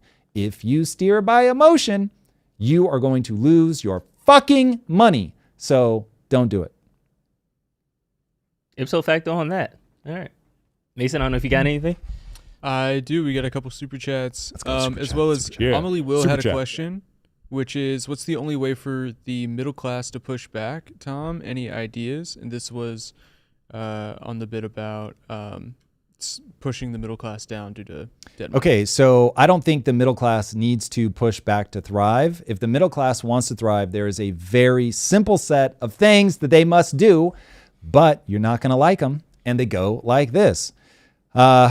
You're going to want to accept that inflation is the biggest enemy that you have. So that means no deficit spending. We have got to vote for things where the government is going to balance the budget. If you do not balance the budget, you are forced to gamble in the stock market. And it is a gamble. Don't let anybody tell you otherwise. Now, it's a gamble that pays off over 25, 60 years, but it is not necessarily a gamble that pays off in the short term. So that sucks because inflation will kill you immediately. In the last 5 years alone, we've had 25% inflation. That is so crazy. So if in 2020, $100 bought you $100 worth of goods, in 2025, $100 buys you $75 worth of goods. You still have the $100 in your bank account, but it only buys you $75 worth of things. You've got to be in some kind of asset that controls or that allows you to beat inflation. If you're not in assets, you will 1,000% lose. So you are going to have to find a way to get into that. You've got to find a way to make housing affordable. So that means you've got to vote for anything and everything that is going to make it easier to make houses. So deregulation becomes the name of the game. If you are not deregulating the housing market, if you are not making sure that more supply comes into the market, then it's going to forever spiral up with inflation. And so inflation, because we're doing the deficit spending, because we're money printing like absolute crackheads, that the cost of a house is just going to optically continue to go up. If you benchmark it against gold, you will realize, oh, it's actually not going anywhere. So be very thoughtful about that. NIMBYism, not in my backyard. That is the kind of thing that you have to vote against. You can't let people be so protective that it's like, okay, this can happen just nowhere near me. So stuff like that's going to have to go. We are going to have to do 4 things. This is Ray Dalio's beautiful deleveraging. You are going to have to do wealth redistribution. Okay, that's supposed to be the thing that's triggering to somebody like me, but I understand that when you eviscerate the middle class, you find yourself in a situation where your head gets separated from your body. Please see the French Revolution. Okay, so that's number 1. But that is so high risk that when you start doing wealth redistribution, if you are not careful, you will blow up the entire economy. So dangerous lever, but you are going to have to pull it. You are going to have to increase taxes on everybody, basically, and not just the wealthy. Look at the Nordic countries for exactly how they do that. This is, they do broad-based taxes that apply to the middle class via VAT taxes and things like that. So just keep that in mind. You are going to have to money print, as much as I hate it, but because the other things that you're doing are so deflationary for the economy, you're going to have to do things that are inflationary. And then you are also going to have to, oh God, what is the one that I haven't said? Money print, a debt forgiveness. You're going to have to forgive some of the debt. And so unfortunately, debt forgiveness is taking somebody's asset and saying, sorry, you don't get paid back on that. But again, each of these levers, if pulled alone, is so catastrophically dangerous that you will break the economy. And that's why I wish Ray Dalio had called a beautiful deleveraging flaming chainsaw juggling, because it's way more akin to flaming chainsaw juggling than it is to anything beautiful, which makes it sound easy and obvious. And it is arguably one of the most difficult things that you will ever do, especially the austerity of spend less money, because you're going to have to balance the budget. They're sticking on what you mean by wealth distribution. You're going to do welfare programs where you give money to people. So take where I was saying, hey, there are some people that actually profit off of the economy. Yeah, that's going to be a thing. So remember, goal number 1, thriving middle class, stable society. And if you have people that are looking at the ultra wealthy and they are getting so angry that they're prepared to riot in the streets, you have to do something to mollify them. You have to give them things, not because it's good for the economy, because it will keep them from rioting. This is where, man, when you start getting, this is the thing that we're going to be talking about with politics and Trump and Putin and just the realities of negotiating. This is what we're going to talk about when a wife refuses to give sex to her husband and that the husband will retaliate by stopping doing nice things. This is the world you live in, okay? Stop dealing in the world the way that you wish it were instead of the way that it actually is. We are in a real world where one of the things you have to worry about in an economy is people getting so angry that they burn things, that they break things, that they kill people, okay? So that's where we're getting.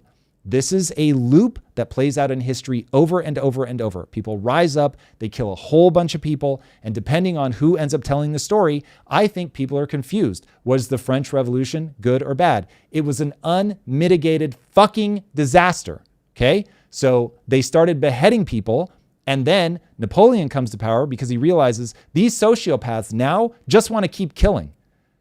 That's humans. They start killing and they're like, this isn't so bad. I'm just going to kill anybody that bothers me. Look at China. Dude, if you've never looked at what the actual Cultural Revolution was, imagine for a second, middle school kids dragging their teacher on stage. Middle school kids dragging their teacher on stage and beating him to death. That was the Cultural Revolution, okay? Mao talking about the first emperor of China who buried dissidents alive, and Mao goes, I'm 100 times more. Yeah, he didn't use the word better, but he said, I'm that guy times 100. Now, I don't think he was saying it to say something bad about himself, and yet motherfucker's going to go to bat for socialism and communism. It is so fucking wild. This is based on resentment because you didn't take care of people when they were struggling, and they will fucking turn on you, and they will turn on you fast. So to all my rich people out there, which I'm one of, listen. You've got to find a way to make sure that the game works for anyone who's good at playing it. You don't want to create a game where only people who have already won can win. And that's where you go with inflation. So, Can we mark that, G? Let's mark that down. I got that marked for sure. No, I feel like smoke is coming from the mic after that, bro. Bro, this is literally self-preservation. So when people were asking... I like my head, guys. I don't want to lose it. Listen to me. Yes. When people in Hassan's community were like, you sure he's not just blowing the way the wind's blowing? Because they're all confused why somebody who's wealthy would be like, hey, get a fucking thriving middle class. It's like, bro, read history. This shit gets so obvious. Okay, please watch the deep dive that's coming out on Monday. Watch the deep dive. When you start writing this stuff down and you're like, oh my God, this loop plays out over and over and over all the fucking time. It is wild. So predictable. We've got 2 more super chats. First from Sadney Peter. People have to ignore socialists because they have a fundamental belief that is the problem. They don't believe in human nature. They believe they were blank slates, so they believe they could do socialism better, so history doesn't matter. Yes, yes. And they are resentful, spiteful people who want to control and punish. If you don't realize that they are resentful, that they are spiteful, and that they want control, you will be very confused by how it plays out. You're right about the first part. Just don't lose the second part. And from the Mandrake Mechanism, can you reconcile your belief of the U.S. being likely to default in 10 years with Monday's deep dive? I know it's time in the market, but is it now our job to now time the market as we watch for further signs? Okay, so this is easy to reconcile in the messiness of reality. It gets harder if people just want binary. So the messiness of reality is no one sees the future clearly. Not me, not anybody. And anybody that tells you that they see the future clearly is a fool. So all you can do is look at history and go, okay, what are the probabilities? What's the right way to move? And the right way to move right now is to hope that you can forestall at a minimum when America will tank. So I try to warn people that right now we're on a 10-year ticking clock. But oh my God, I will vote for any policy that I think is actually going to, at a minimum, push that off. I would rather it be 11 years. I'd rather it be 50 years. I'd rather it be 100 years. Anything is better than the ticking clock that we're on right now. And because there are things that we can do, I just walked through them, I want to see us do all those things. And so I'm going to keep, and this is one of the things that I cover in this week's deep dive, is what are the things that you should do? And one of them is be mobile. So if I could go back in time, I would not have bought this house, because I have to admit that given the way that California is going, it's entirely possible that I just eat the cost of this house. Now, thankfully, it wouldn't affect my lifestyle. But boy, I really don't love the idea. That would suck. So accept the world the way that it is. Understand that you can't see things clearly. Hedge your bets. Have a broad spectrum approach. Try to solve the problems while looking at how you come out the other side better. Because here's the hard thing about writing the deep dive on Monday. The deep dive on Monday is a very microscopic look at how things collapse. Like, you're really going to be in the weeds. And then the final section is, let me give you a quick list of all the people that have gotten rich every time a collapse happens. You can make so much money off a collapse. Now, I admit in the piece, and Drew better not cut this part out, I admit in the piece, I'm not expecting me or anybody else to get one of those outsized returns on a collapse, because getting the timing right is brutal. You've got to be one of the rarest financial minds in the world, which I am very much not. And so I'm not expecting that. But I do want to understand how people profit off of it so that I can use it as a hedge, if nothing else, that I can have some percentage in this might all go to hell in a handbasket, and this is exactly how you thrive through that. And then, hey, just in case we do forestall this for another 25, 30, 50 years, then I don't want to miss out on all that growth. And so, hey, I spread it around. This is literally why they're called hedge funds. And I'm just trying to say, I don't entirely know what's going to play out. And so I'm perfectly fine to crush my results down to 5 to 7% when I could, if I bet huge and was right, I could get 10,000%. I'm not willing to take that risk. I do not trust myself to see the chaos machine clearly enough. I think the future is way too complicated. All right. I've got a string of chats on the Warren Buffett stuff. Do you want to go back to that? Wherever chat is, I'm happy to meet them there. All right, let's do it. First, Warren Buffett is stockpiling cash because he's not able to find good investments or long-term scale projects anymore. Yep. I think right now that is a very reasonable thing for somebody that has to yield an annual return for shareholders, for sure. Now, just keep in mind, he has done this before. This might be the time where he's done it. It's 20% bigger than he's ever done it. But he's done this many times before, where he doesn't think there's any deals in the market. He sees instability here, there, somewhere. So just be careful. If you're not Warren Buffett and you are not spending every day reading shareholder reports and all of that stuff, the odds that you're able to do what he does and get the returns that he's going to get are zero. So far better to play the game that's worked for 200 years for the average person, which is just stay in the market. Don't put money in there that you need to touch in the next 25 years. Don't put your grocery money there. Make sure that you have plenty of money in cash. I keep years of money in cash on hand because, hey, who knows? Now, when you take it at a raw dollar amount, the amount that I lose in potential upside on having years worth of cash at my lifestyle is a lot. But I do it so that I don't have to worry. I don't have to, if the economy went into a multi-year recession, I wouldn't even have to think about it. Now, if the economy goes into a decade-long recession, now I'm going to have to think about it. But it gives me plenty of time to react. So I'm just saying, I think it is wise to put yourself in that kind of position. Next one, Buffett used to say that he never sells, but now he's sold and holding cash. This is a different behavior. Big signal to everyone else that is being ignored. Yep. So, I mean, look, it is... Whenever somebody makes a statement, myself included, what they are saying is right now, with the way things are and the things that I know now, this makes sense. But if you try to pull something that he might have said 20 years ago and apply it to today, that doesn't make any sense. He's not trying to be dogmatic. He's trying to get a return for shareholders. Period. End of story. Once you understand that, the man has to get an annual return for shareholders. I don't care how good of an investor you are. You start doing 3-4 years of not sufficient returns, especially when other people are getting bigger returns, and people in your community are going to turn against you. Promise. So you can look at how there was a while where people were really going after Ray Dalio and Bridgewater because it was like, oh, his strategy doesn't work and they've only yielded whatever it was, 4 to 7% returns or something. And people were getting mad. And Ray Dalio was like, but hey, these are really wild economic times. Like, this is not where you want to be. And so yes, you are going to see these big guys trying to do their best to play a long game because they don't want to be reallocating capital every 6 months. But at the same time, they've got to understand that they have to make returns for their shareholders very rapidly. So their behavior is going to be very different than yours. So the thing that I would advise you to pay attention to is very simple. If you live in an inflationary environment, you must, and I mean must, with no exceptions, you must find a way to beat the punishing effects of that inflation. Because if the stock market just absolutely gets obliterated and banks are folding, guess what they're going to do? They're going to print more money. And so if you have all of your money in cash, you are fucked. There's no other way to say it. Your money will literally go to zero.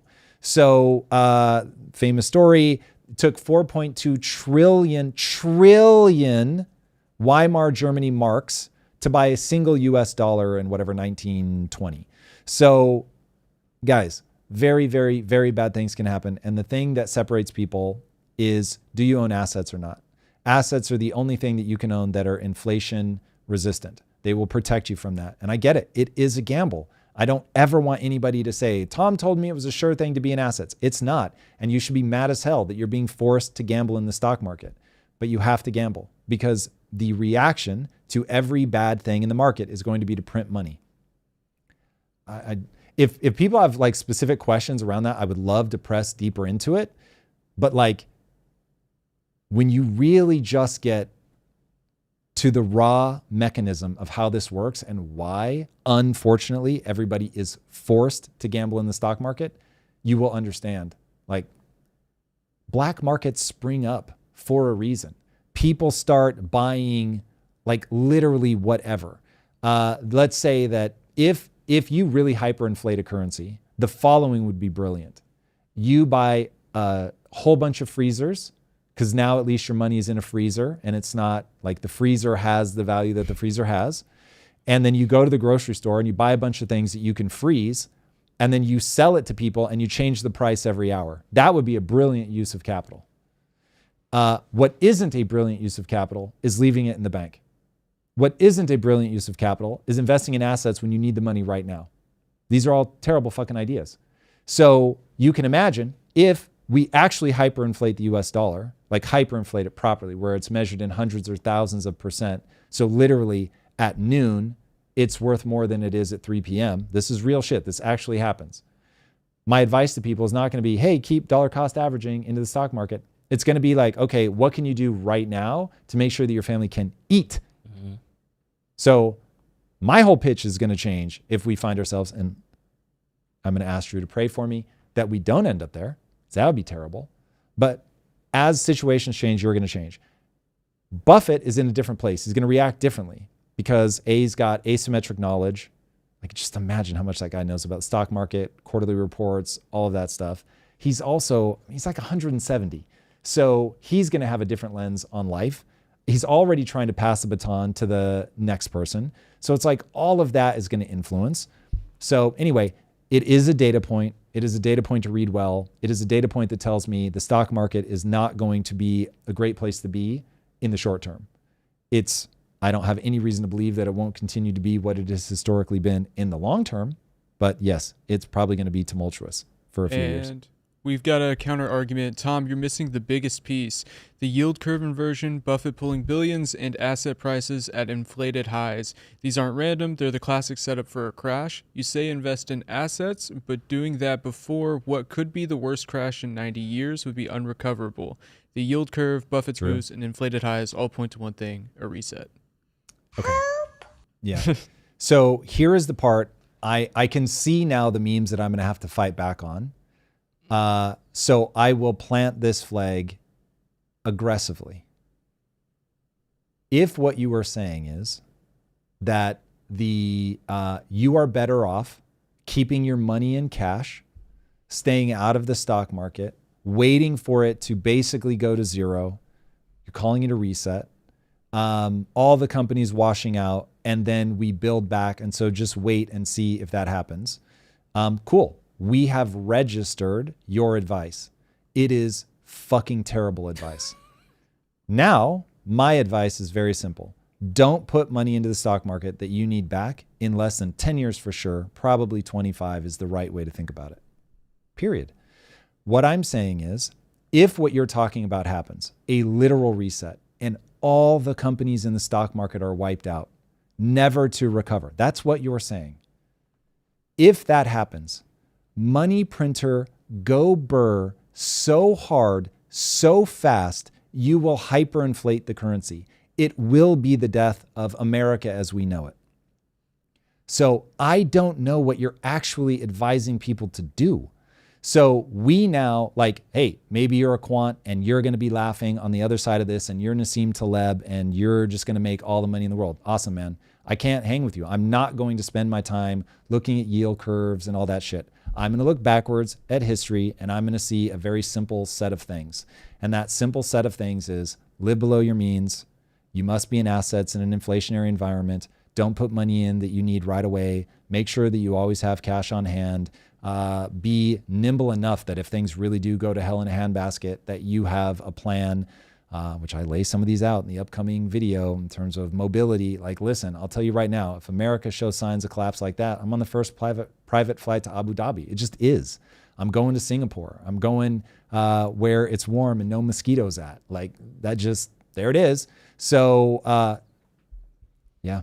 So I'm not sure what people are fighting for. So if you think this is all going to reset, guess where the worst place in the known universe would be? Cash. All right, let's move on. This is an insider scoop. It'll set the internet on fire. It's time to talk about PDF files.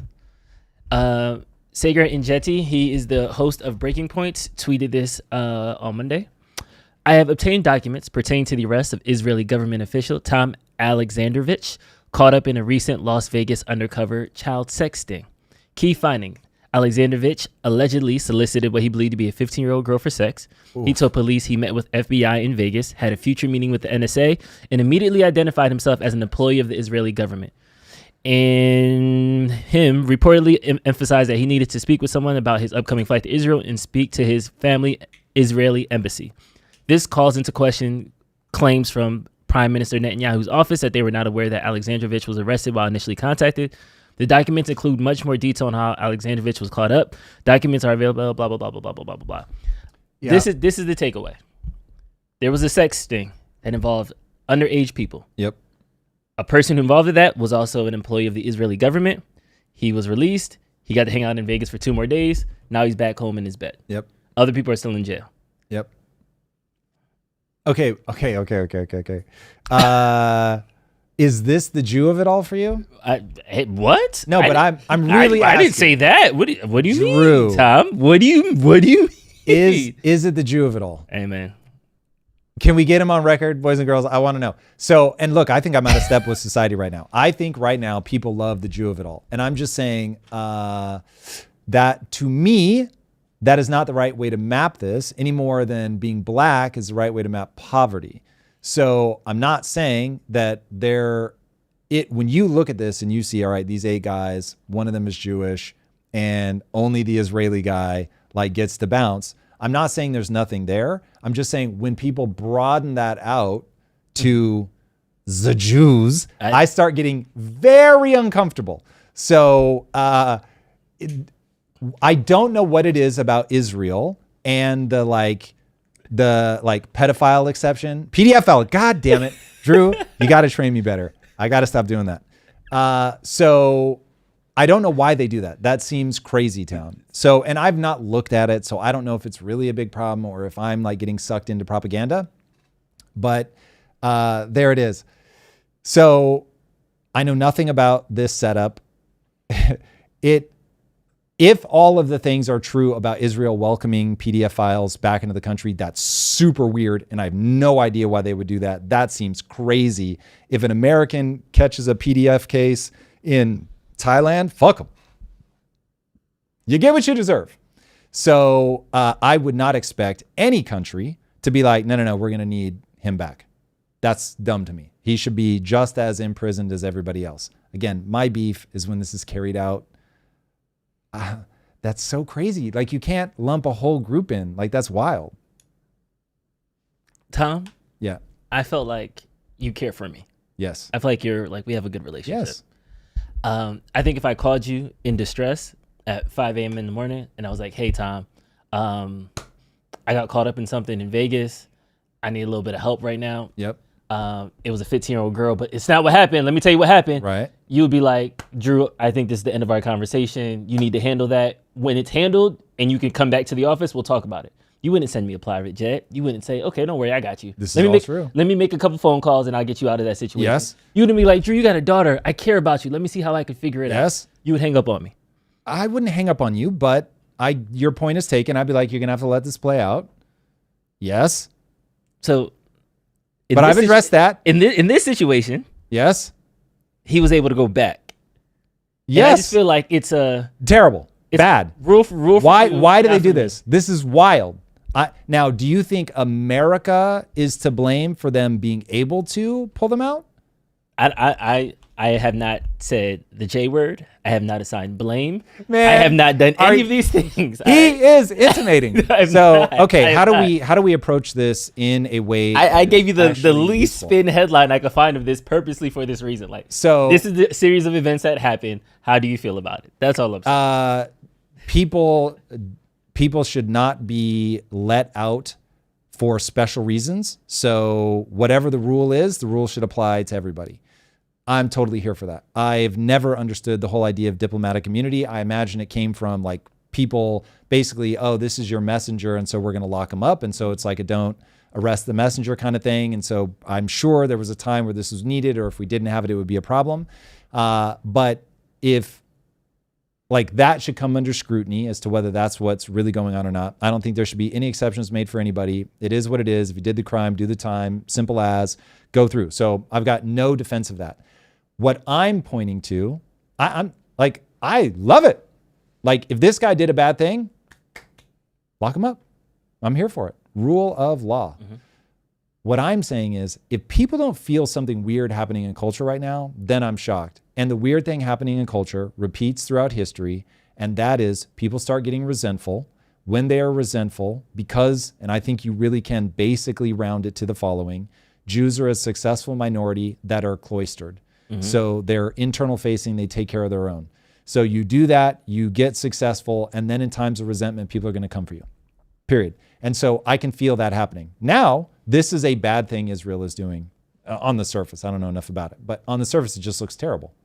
But that to me is not the same as the Jews, which is what I find, not necessarily you, because truly off camera, you really are, I like you a lot. I think you're a good person.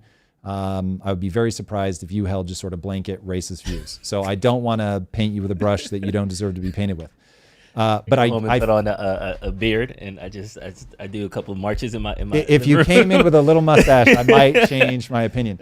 But I do feel like something weird is happening. Not weird. A very identifiable cycle is repeating in history, and people are turning on Jewish people, and that's a mistake. If you want to have beef with Israel, get it. If you think that Israel has undue influence on American politics, I get it. If you want to get money out of politics so that can't happen, I get it. If you want America first, I get it.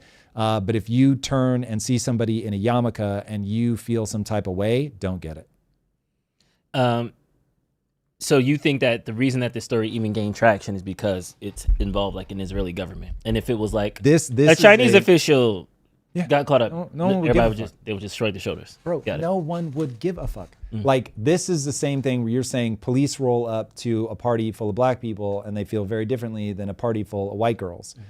And so I'm just saying, yeah, and people have that same beef. They roll up to a room full of Jews and all of a sudden people get fucking weird. And I'm saying, just like that's a bad idea to treat automatically black men differently.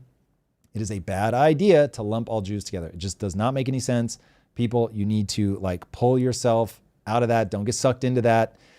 Criticize Israeli government, criticize Israeli policies. You can hate that Israel exists as a country.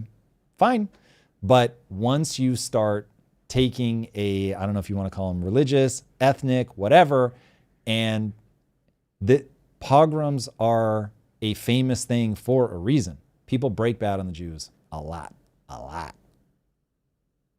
Well, shout out to Darius in the chat. He has said it repeatedly. Diplomatic immunity is black and white, and he does not have it. He should have got his passport taken. He should have stayed in there. Facts. Love it. Let's go. We got a super chat as well. Yeah. I would just like to acknowledge Technicolor Tony. Tom's right on this. Thank you, Technicolor Tony. I always like Technicolor Tony. He's one of my favorites. He was ripping you to shreds in the last in the last argument. Technicolor Tony is sometimes with me. He's probably like, I can't believe it, but I'm actually with Tom on this one. From El Ruiz, I'm a Mexican immigrant raised in LA, and finance was part of my mindset. To your point, I'm aggressively investing in assets because of you. I am now a millionaire. You've changed my family's future. You are correct. Keep it up. Yo, I love that. I love that. And whatever teeny tiny role that I had in that, amazing. You did the things. So God bless you. That is fantastic. Congratulations. Very impressive. All right. You teased this in the intro. Let's jump into it. My wife stopped having sex with me, so I stopped doing things for her. Yeah. Me, 37-year-old male, wife, 32 female, have been married for 7 years. We have 2 kids. For the first few years, sex was great. Not just the physical part, but the connection. Then about 3 years ago, it slowed down a lot. Now we're basically roommates who co-parent. I've tried initiating. I've tried talking about it. I've tried planning date nights, even helping more around the house. Every time I bring it up, she says she's too tired or not in the mood, or that I make her feel pressured by even bringing it up. So about a year ago, I just stopped doing the little things I used to do for her, making coffee in the morning, leaving notes, fixing things right away, giving her massages, planning surprises. I still pull my weight with chores and the kids, but the quote unquote extras felt pointless when I'm basically being treated like a platonic roommate. Now she's upset that I've changed and that I'm not as loving anymore. I told her straight up that love feels different when it's one-sided.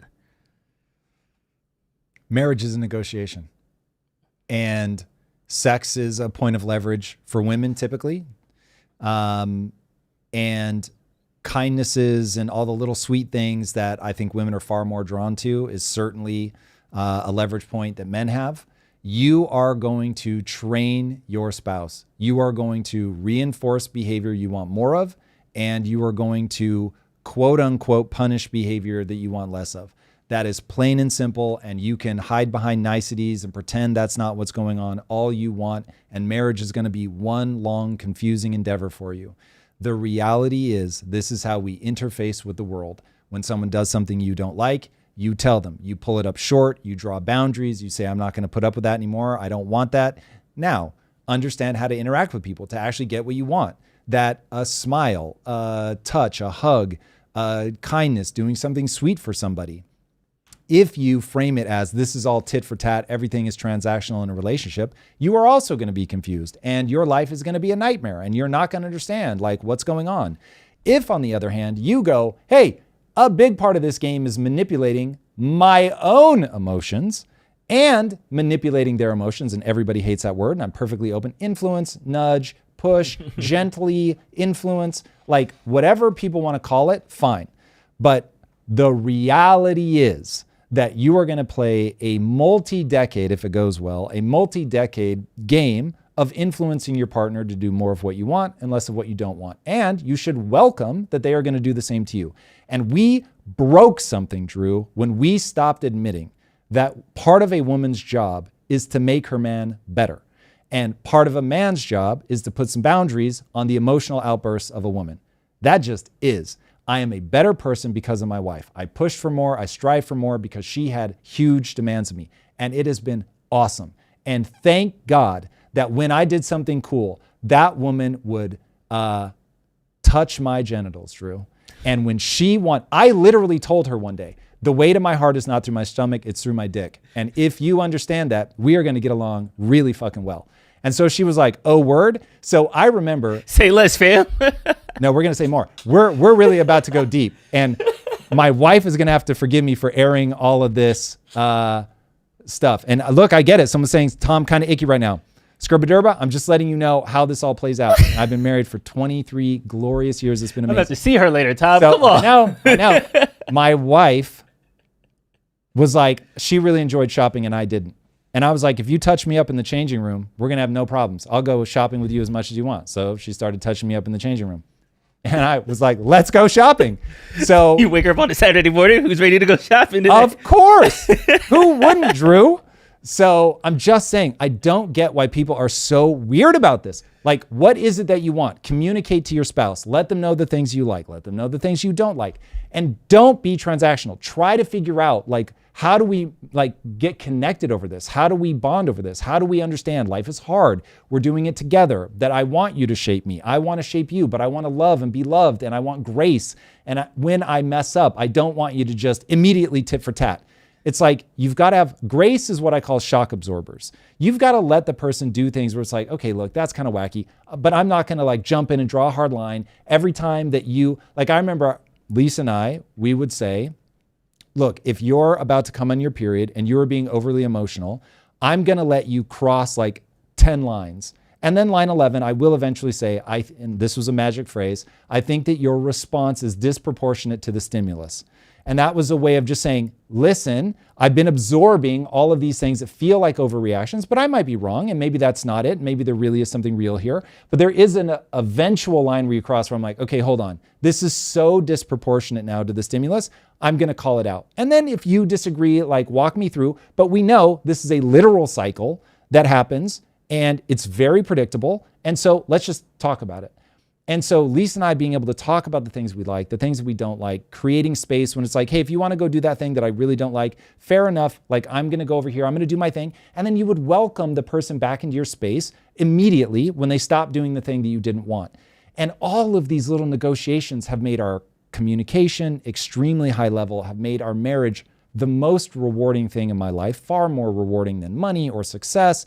Is my marriage. My marriage is the thing that I will defend literally to the death. But we understood that this is all going to be these little negotiations, that we were going to influence each other, that I'm not going to hang out with you if you're doing something that I absolutely hate. And so it's like, yeah, these are all fine. And so over time, you begin to shape each other into like this cooperative unit. But people have at some point decided that we didn't want to be units. Lisa and I have talked a lot about we are independently codependent. Like, we have intentionally like fostered that we're sharing a life, that if something's really upsetting you, then I'm going to enter into that world and I'm going to come into that emotional frame. I'm going to try to help you back out for sure. But it's like, I'm not going to be like, well, that's a you problem. Like, we're a unit. We're moving through life as a unit. That is the literal experiment that we're running. What does it look like if two people share their lives? And we just say, look, there are going to be richer men than me. There are going to be hotter women than you. And I'm committed to you. So it doesn't matter. And while I'm going to enjoy your beauty while I have it, that certainly isn't going to be the only thing. So I just, the sort of modern day framing of there's always another fish in the sea and like, I don't need no man and all that stuff. This is just full retard. People are out of their goddamn minds. It is so out of step with evolution. It's crazy.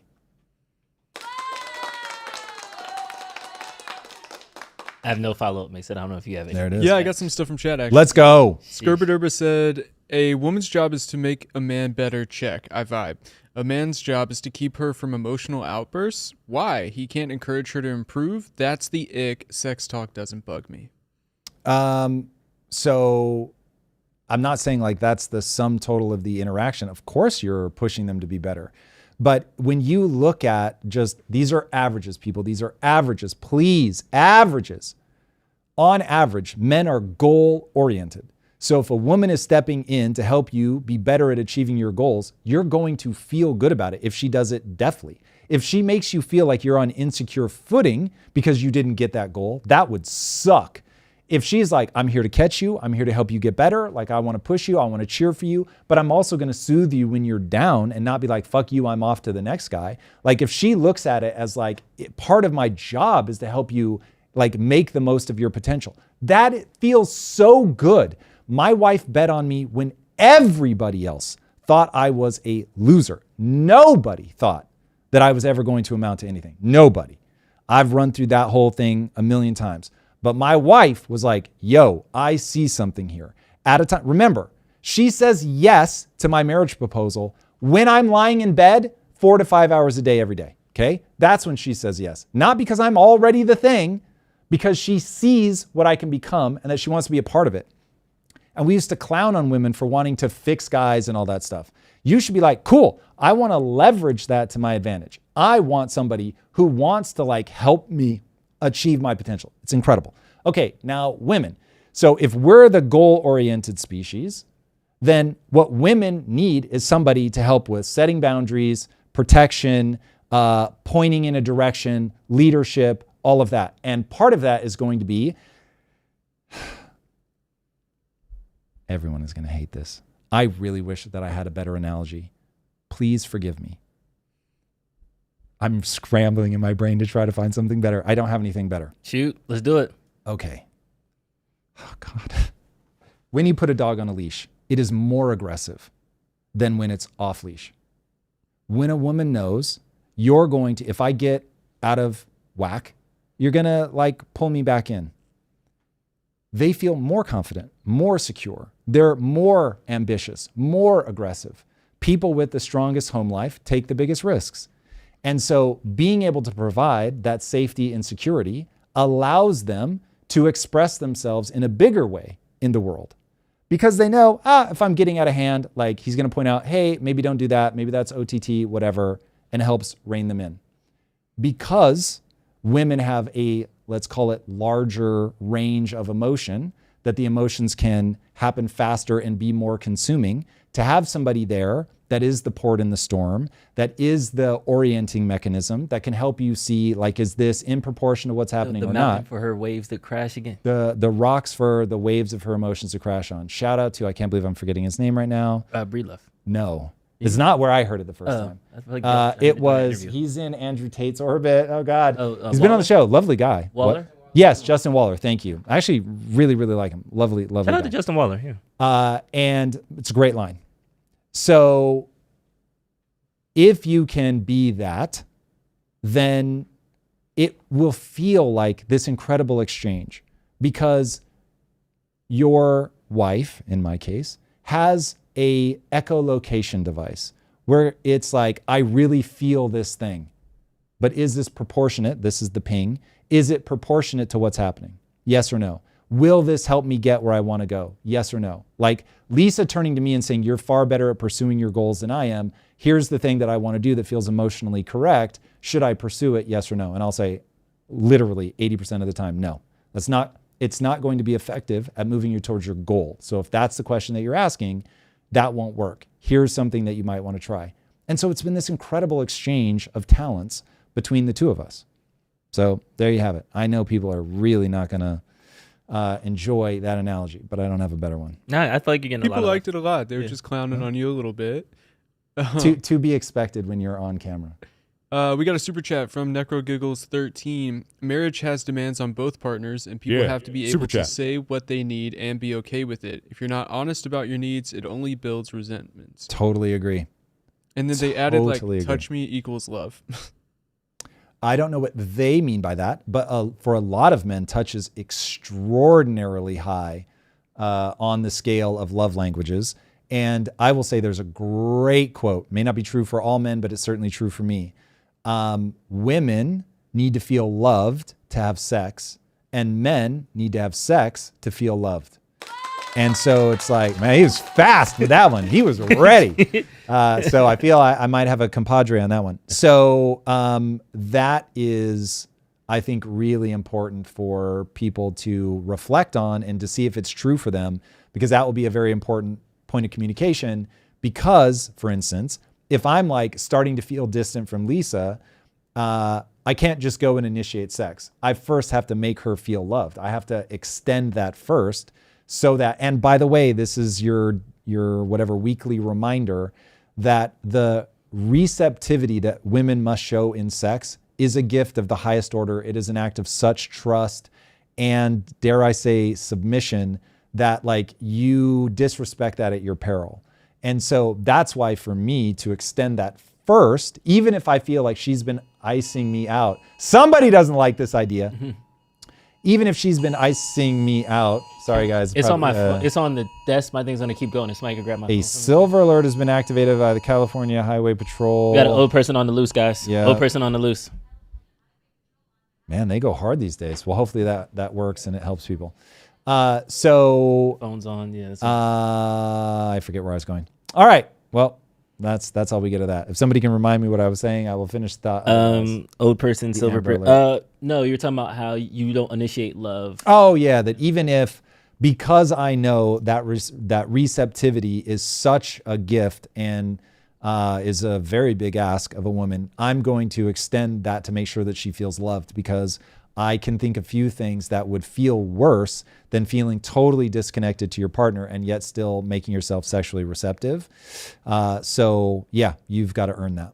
Yeah, I always heard that line that foreplay starts way before you get into the bedroom, like in marriages and like mature relationships. Yeah. Do you ever hear that quote from Sting where he's like, our sex lasts for 8 hours, and people thought he was talking about like some crazy ass tantric sex? Yeah. He was like, no, I'm talking about going to the grocery store with your wife, showing that you care about the things that she cares about, smiling, winking, being playful. He's like, all these things for her matter a lot.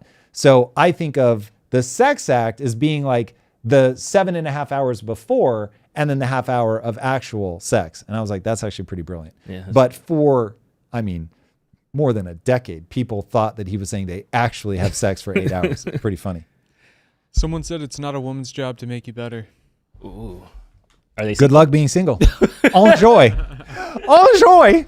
You, my friend, are fighting against evolution, and evolution cares fuck all about your thoughts on that. But shouldn't the person you're with, wouldn't you want them to be better? I'm going to be with you for 6 days. Don't you want those 6 days to increase in betterness versus just stay stagnant? Bro, okay. How many old people are getting kidnapped right now? What is happening with these phones? Yeah, so I get it. People are going to get hung up linguistically on certain words. Don't. It isn't their job to make you better, but this is the exchange that people make that make all these sacrifices worth it, is that women bring something to men, men bring something to women. Evolution only had so many levers to pull. And so to make sure the kids survive long enough to have kids that survive, it's like, this is the game. So yeah, it's once you get it from that perspective, life gets a lot easier. And we've become so antagonistic towards the opposite sex. It's really crazy. It's weird. It's weird. Sorry, Metaverse. I know we're catching them all like Pokemon. Yeah. Is there something left for you? I'm about to pivot. Go ahead and pivot. Okay. I just like the title of this. The dildo of consequences rarely comes loop. This is pretty hilarious. An OnlyFans model talks about her personal experiences. Oh, it's on mute. Let's try that again. An OnlyFans model talks about her personal experiences. A picture of me sucking a fucking dildo. I hate Reddit. I hate Reddit. I hate Reddit. What is happening? I hate Reddit. There we go. And a picture of me doing a picture of me sucking a fucking dildo. I said it. She sent her a picture of me sucking a dildo. And it's my fault. Because she's saying my cousins were looking up my pictures. Like my male older cousins, they were looking me up. And I said, Pause it. Why the fuck? Listen, I get that there was a day where it wasn't weird for cousins to get married. I don't live in that day. So when I hear about cousins checking out their cousin on OnlyFans or Fanlies or whatever it is, I'm creeped out. I don't like that. There's nothing about that I like. But the bigger story here, I have to admit, is this is a big FAFO. And I understand the temptation that women must have. Like, if I could make millions of dollars just by people staring at me because I'm 6 feet tall, would I be tempted? Especially as an 18-year-old? Yes. And so when a woman, I forgive me, ladies in the crowd, if this is really offensive, but I love when people refer to a well-endowed woman as being talented. I find that hilarious. I know that's probably terrible, but that if you're a talented woman and you're young and you see the way that men respond to you as if your mere presence is a drug, and they start acting a fool, they're paying attention, they can't stop looking at you, that has to feel really powerful. So I get the temptation. You're like, you mean all I have to do is put this plastic thing in my mouth and you guys are going to pay me a bunch of money? Like, okay. But unfortunately, there is a separate region of our brain for that, and we just file you away into a totally separate space. Like, there is sex, you shift into a different gear. People use different words, they talk in different ways. Like, normal communication during sex sounds weird as hell. And sexual communication in normal life sounds creepy as all get out. But when the communication style matches the thing, it's not weird. That's when I realized like, oh, we have like shifted into a different region of our brain now where the way that we talk and all that is just so different. It's so fascinating. So if you're going to do OnlyFans, you are blasting out to the world, to your future children's friends. You're blasting out to the world, hey, take me and put me in that part of your brain. And it's going to have consequences that are deeply uncomfortable because now it's like, you know that when you interface with that person, you're accessing that person in that part of your brain. Like, I won't lie. I have dodged Destiny, like whatever happened, because I guess some like porn stuff leaked of him online. And I heard Tectone talking about it and I was like, nope. Like, I don't even want to hear this. When I sit down with Destiny, I don't want him to have access to that region of my brain, if that makes sense. And so you really have to be careful. You really have to be careful. And look, I get it. I get it. Jeff Bezos, I get it. I get the urge. I have, in fact, have I ever sent things to my wife that one day I may regret? Yes, I have. There's my wife. And the funny thing is, I'm like, I know that you don't care about this. And it is hilarious to me that in my youth, I couldn't stop myself. So I get it. I'm as big of a moron as anybody else. But you really hope that that just doesn't go wide on the internet. I get it. So ladies, I understand that there's a lot of money to be made. But ooh, buddy, you got to be real careful. Especially, did we pull that clip of the people that end up doing it and they make like $168 a month, but now all their photos are out? It's like, oh, this one is the brutal tragedy of this. I got to pull that one from Twitter. I don't have that one up. I want to call out Mads, though. Mads said she has two very compelling arguments why she's talented. It's very well done, Mads. All the way from Danish. Well said. Denmark. Well said. Yes. From Dania. Dania. It is that, Drew. That's what it's called. That's what it is. Dania. They speak Dananese. Okay, there is a larger question, though, because we talk about OnlyFans, we talk about sexual liberation, we talk about people having agency. Wait a second. I'm not sure how to read this. Dickie Weiner? Huh. I have an OnlyFans for anyone into tiny birds. I don't know what that means. But there it is. Dickie, you got your promotion. Yeah, Tom, we came across one, $168 a month, and they were talking about how all their photos got leaked and all that stuff. And so it's basically all on the internet, and they made effectively no money. That's a rough trade. A lot of people are comparing OnlyFans to like, oh, it's like Twitch streaming, it's like YouTubing. It's like, yes, if you make an ass of yourself doing a prank in a grocery store, that doesn't have as many consequences as your titties being out. Correct. Yeah. Correct. So yeah, be careful. That was a Tom Boomer moment? Are we sure about that? Or are you at a different part of the feed? I don't know. We'll see. Or maybe, because that is another thing, maybe the newer generation. So for all our younger Gen Z people in the chat, if you think that OnlyFans isn't a big deal, or you're like, yeah, I'll date a porn star or whatever. Like, I don't care if I'll have kids with her. Let us know, because maybe we just have antiquated mindsets. No, I'm telling you right now nope. that it is a different region of your brain. If it was only culture, then I would understand. And I'm not saying like people like, okay, this might have had way more consequences. In fact, it would have had way more consequences 10 or 20 years ago, 100%. So that part of the cultural layer, I totally acquiesce. That is 1,000% accurate.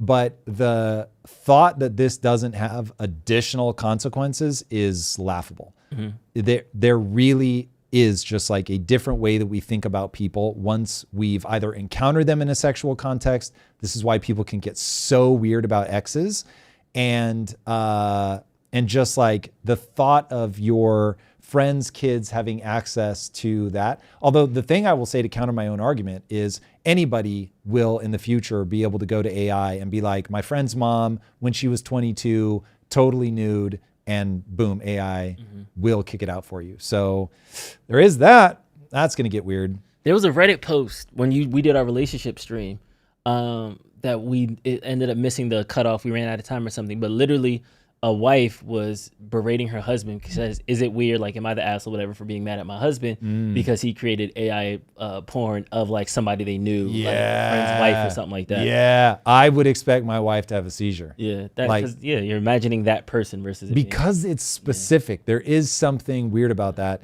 And especially taking the time to sit down to try to prompt it, add the photo, like that. the first prompt didn't do it. Nah, she has to be brunette. Nah, her hair is longer than that. Exactly. That one gets into I have a mold of my ex-boyfriend's penis as a dildo territory where I'm like, no, hard pass. Can't have it. And then on just in totality, I think we had this conversation, but you're not against Metaverse. How dare you? You're not against regulating porn, regulating OnlyFans, anything like that. We had the agency; it should be open for adults, for sure. Yeah. I mean, I like obvious. Yeah. I was gonna say I obviously like that, but yeah, I would like a way to keep kids off of it. I just think about myself, and I think that for kids, porn should be like abortions. It should be legal and rare. Like kids should find it in the woods. From I still don't understand how this tradition became a thing, but like guys, even I in the small town of like basically Puyallup, Washington, you'd find a bag of porn along the side of the road. Like there was some unwritten rule that you didn't put them in the trash, you didn't burn them, like you put them in a bag and you drop them off. That's so fascinating to me that was a thing. And so I remember finding the bag and being like, this is the single greatest day of my life. Like Christmas cannot compare to this. And then you would go grab your friends and you'd be like, holy Jesus, we found these magazines. This is incredible. Okay, I need to talk about that. Yeah. And you guys would like flip through them together? Yeah. I didn't have shared like sexual experiences with my bro. We didn't. You're looking at naked women with nobody had anything. There were hard dicks in the same vicinity as you. So yeah, but you're trying to pretend like it's not.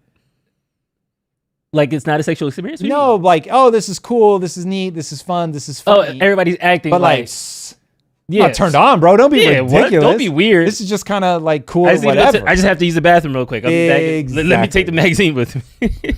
So yeah, it's funny how back then, because there was no internet, like I remember everyone in high school was like, I don't masturbate. What are you talking about? Literally to a person. Every single guy was like, no way. Not once, bro. Never. It's like, okay, that's crazy. Then you get to college and everybody's like, yeah, I masturbate. So it was like, I was like, this is literally from one graduation day in high school. Everyone's like, no. First day freshman college, everyone's like, yes. I was like, that is interesting. Yeah. What just happened? That we all went from like, I'm going to lie about this to I'm not going to lie about it. Now I'm going to tell you. It was super interesting. Okay. Also, I got radicalized a couple weeks ago too, because I realized something about myself about that. If you guys are comfortable, when was your age of first masturbation? Chat, jump into this too. Give me age ranges like the first time. I don't remember, but preteen. Yeah. Preteen. I just arranged pre-13. 10 to 12, yeah. 10 to 12. Eric's not making eye contact with me. I'll let him go. I see 7. I see 12. I see 11. Like, no hablo inglés. All of a sudden, you can't see. I didn't like it. This is like a very inappropriate story, but like, I didn't masturbate somebody masturbate. I got like a hand job, and that's what like kicked. That was off. Your first one. That was my like, and that was God at like damn. 16. Like I never I missed like the. And don't get me wrong, that was like the shaky HBO days where you could see a titty, but it's like one is purple, one is green because they're like. Oh, I remember it well, Drew. But like, I never had access to porn long enough in that time frame. So I think. Did you not have access to your imagination? Just looking in the air, like. Bro, it's called Close Your Eyes. What's happening right now? It never clicked. This is a Twilight Zone episode. And then that happened, and I was like, I could have been doing this the whole time, like. What? And then that's what like so I was like a late bloomer in that way about that, and I was just okay. That I guess that's why the absolutely group thing makes more sense, because if you're a 10, 11, then it's just two idiot young people thinking that that's a good idea to salvage. Yeah, no. Sadly, I had to discover it on my own, but I took to it, Drew. I was I was appreciative of God's gift. I will tell you that.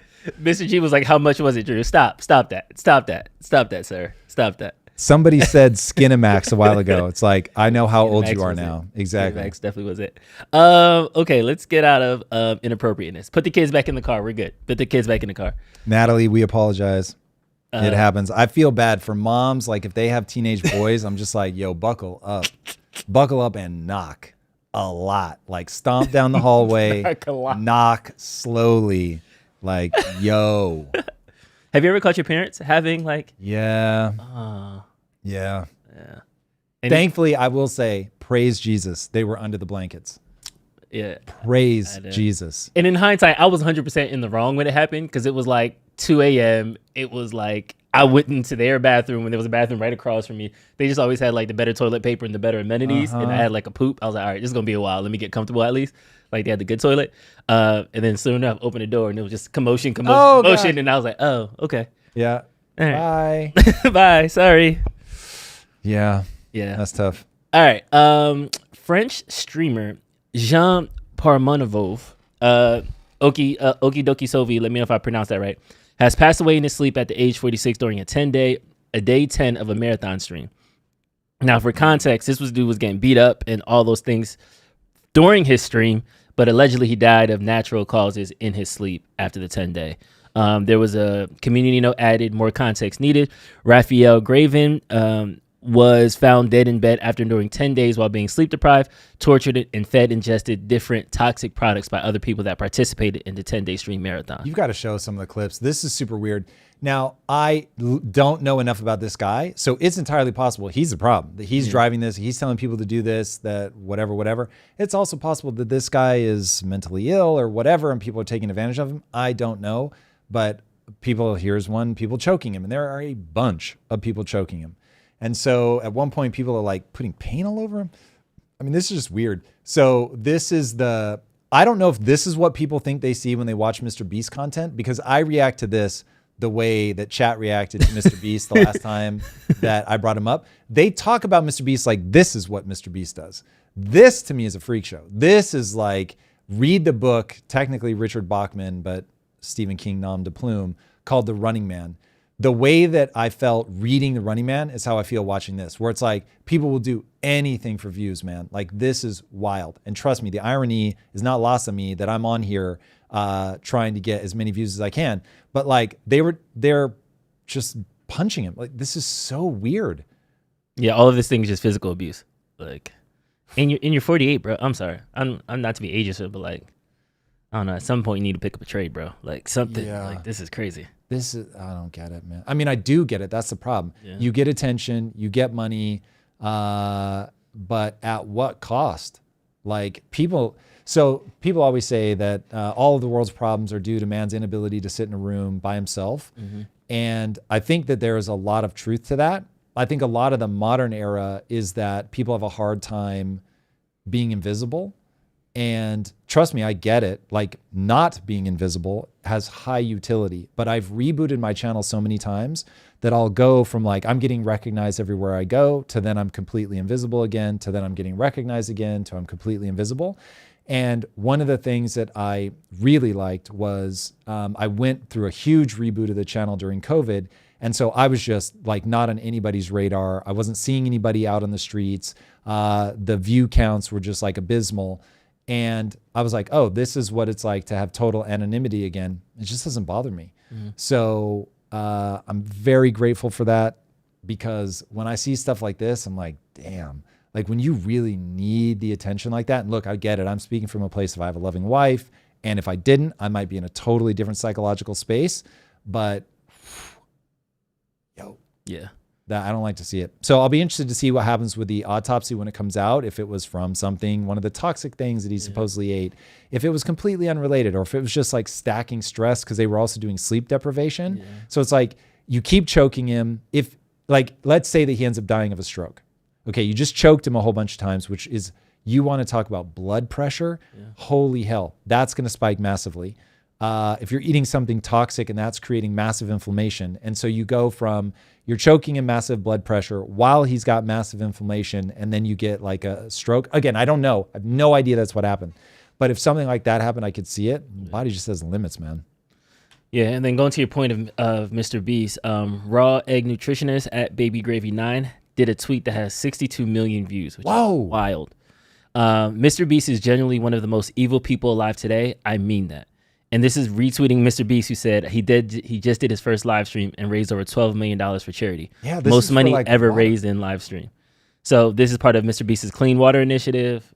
He raised it to effectively give it, like, donate it to people, but yet they're calling him the most evil. And people in the chat were like agreeing. So I don't get it. Like, there are tons of real evil people we need to give our pay. Like, this is also like my like Trump beef, when like a lot of people call it Trump Hitler. I'm like, Trump is doing real things that are actually hurting people. So let's do that. We don't need to jump into hyperbole and all these like analogies. Right. Like, let's just get mad at the policy he passed or this executive order that's deporting people. But don't just give him this fictitious bad guy villain title and try there are plenty of real life villains exactly that I should be mad at. Yeah. And I think this is the same thing happening with Mr. Beast, where it's like, you might not like the style or what he's doing, but to call him evil, like, I feel like he's likable. So yeah, like it's just weird. Yeah, I don't get it. So one, I've had the good fortune of meeting Jimmy. Yeah. Behind the scenes, lovely guy behind the scenes, and then also just seeing what he's done on YouTube is unbelievable. Like, when you see someone like Mr. Beast, or you see like Alex Hormozy and what he just did, for people that don't know, Alex Hormozy just did a book launch that made $77 million.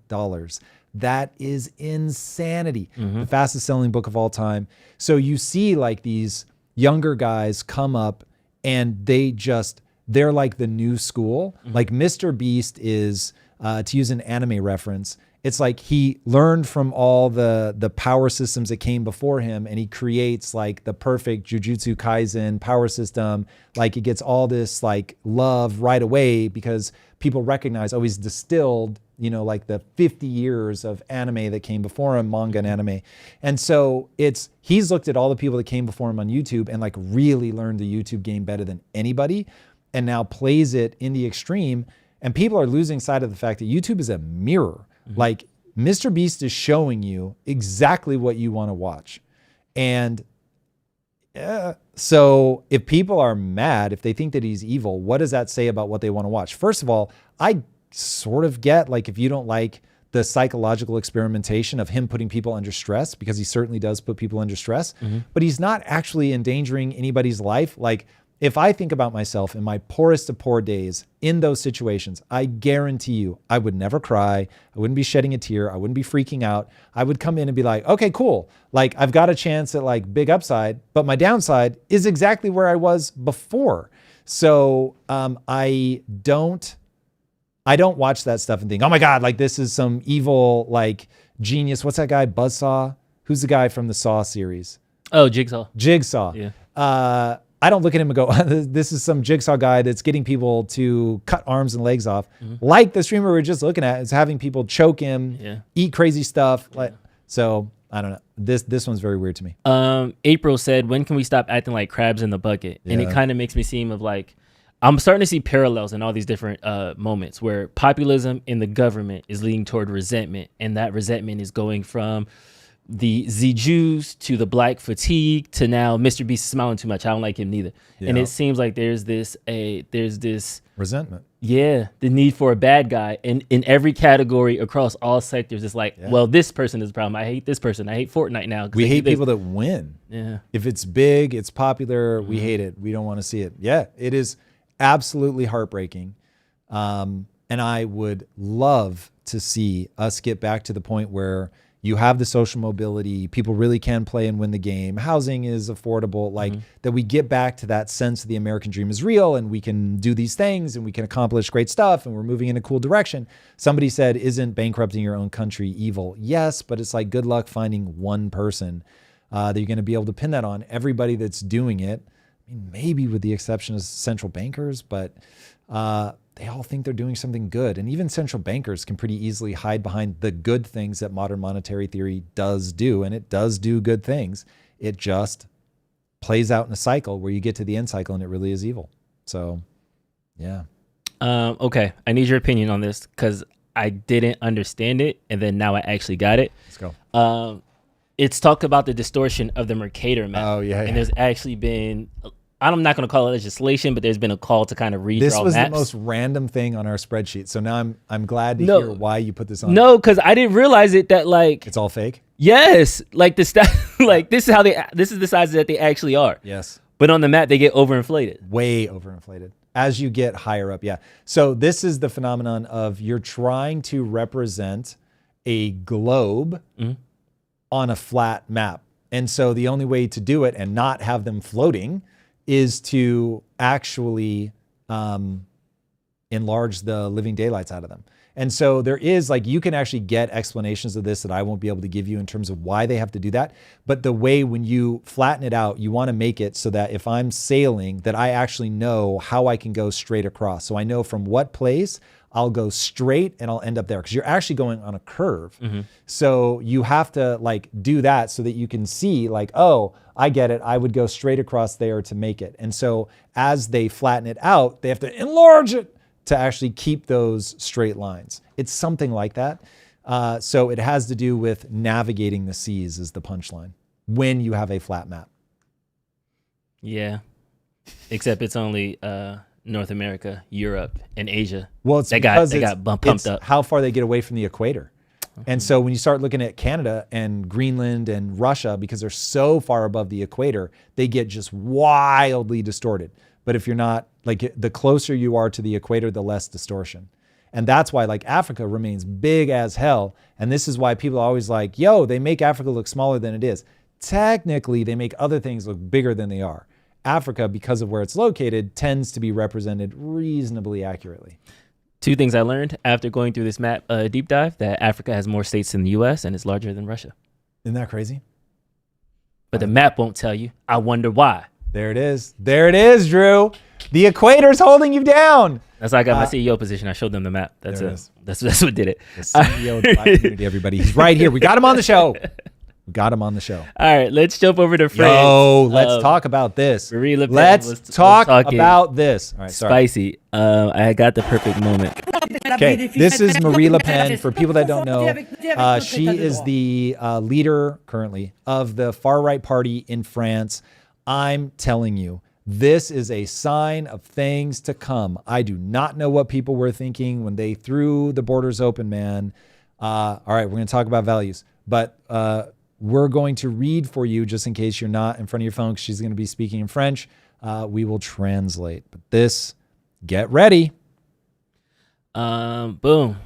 Radical mosques will be shut down. Hate preachers expelled. The associations fused with Southism and the Muslim Brotherhood will be dissolved. With me.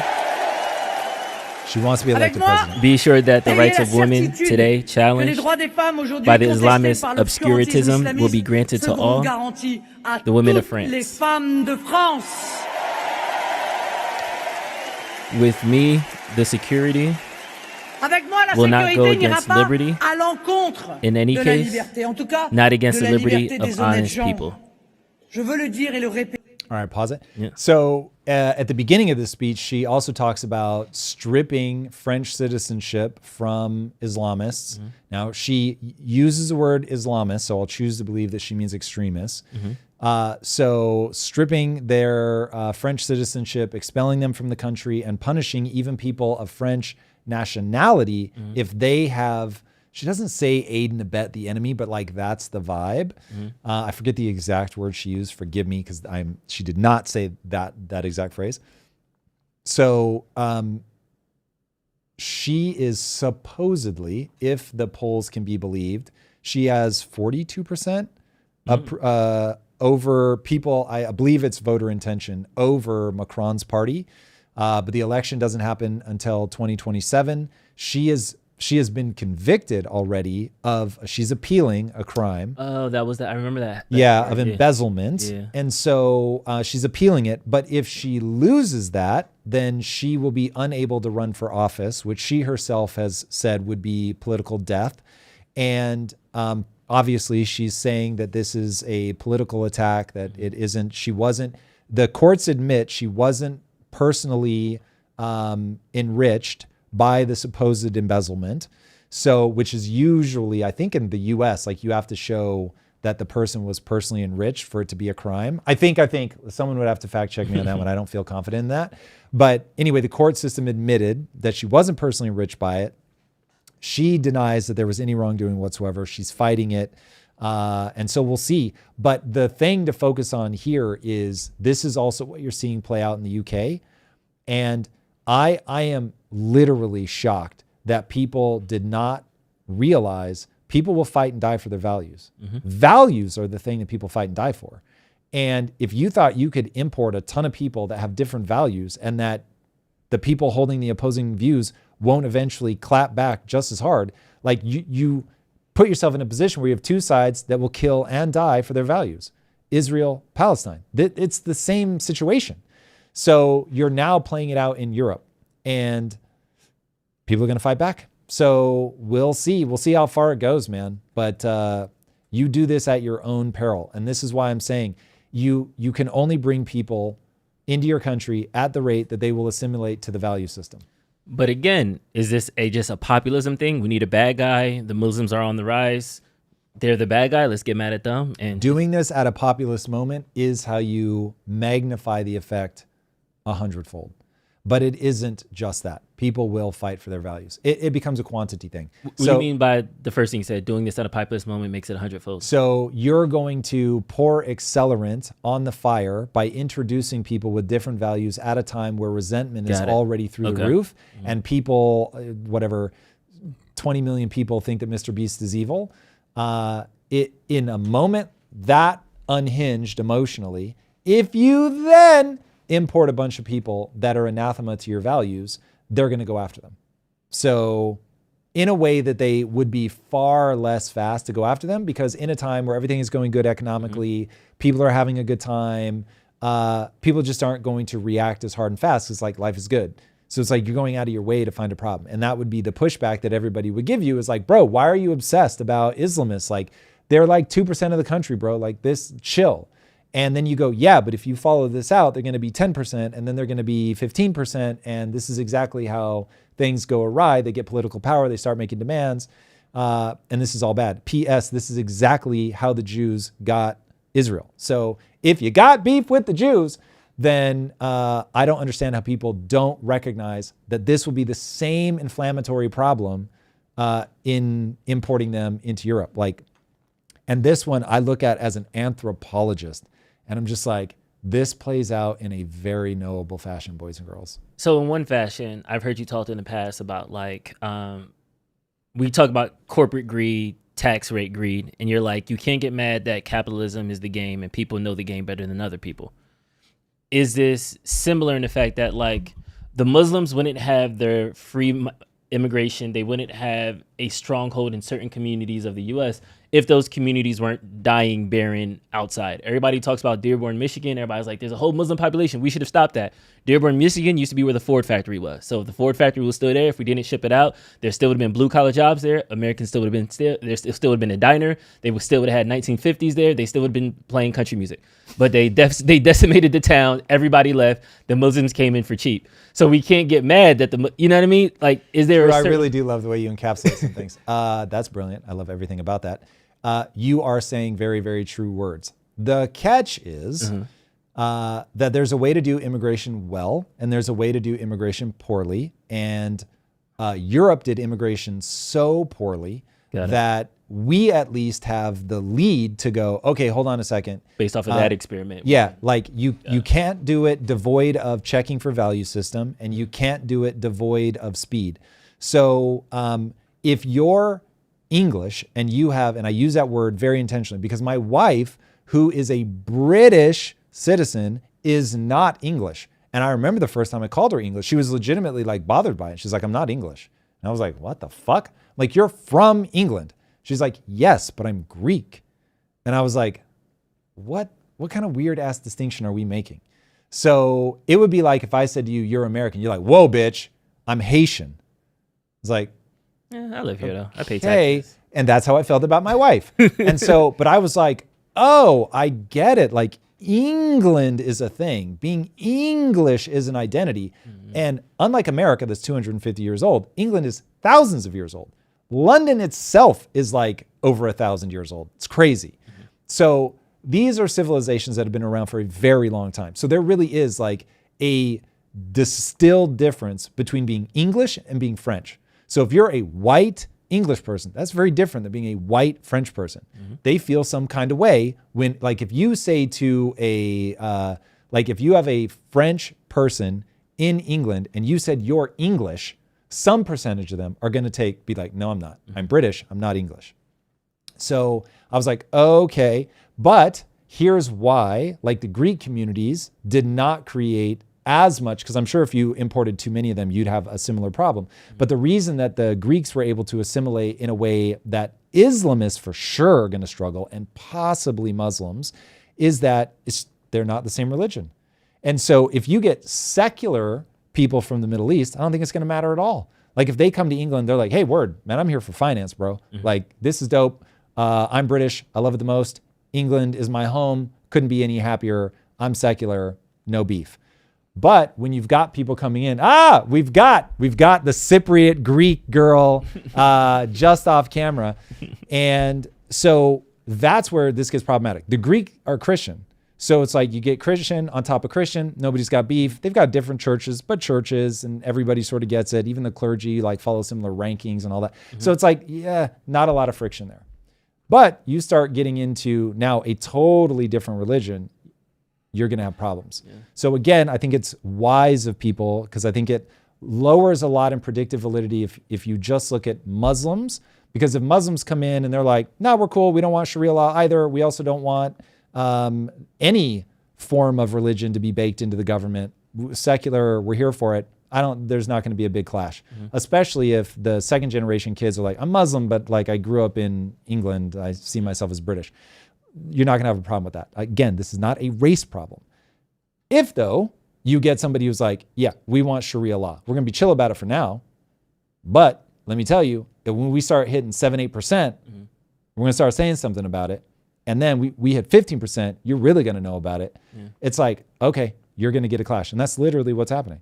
So be careful. This is a values thing. And when people try to rapidly change the values in a country, you will see fighting. It may not be like actual punching in the face, but you're going to see protests for sure. And then it can always escalate, especially if economic times get too difficult. Okay, I can lay out a scenario. Help me if I'm like seeing this right. Because last year, right before I started here, I went to England. Long story short, my daughter, and my mom went. My daughter's mother doesn't have a close relationship with her dad. He ended up moving, left the house when she was super young. So for the first time, he hasn't met Lynn, never seen her. I was like, hey, we're actually going to be in England. He lives somewhere, I forgot what town it was, like 30 minutes away. He's like, oh, hop on the tube, do this, you could come through, all that, right? He's a Muslim. He's practiced a Caribbean Muslim. So I went to like his neck of the woods. It was all Muslim. It was probably some of the best like Pakistani food I ever had. Like we were like moving around. So to me, it was compared to like the Chinatown strip, where it was a lot of Muslim businesses. There was Muslim signage. They were selling merchants on the street and things like that. The food and everything. So to me, I was like, oh, okay, this is their Chinatown equivalent to Koreatown, or you know, whatever like that. So that in and of itself isn't the beef about immigration or moving or creating those individual communities. It's when those communities come in and then try to take over government and instill religious law. That's the part that you're saying we need to pay attention to. When people start pushing their values and those values collide with your values, then you've got a problem.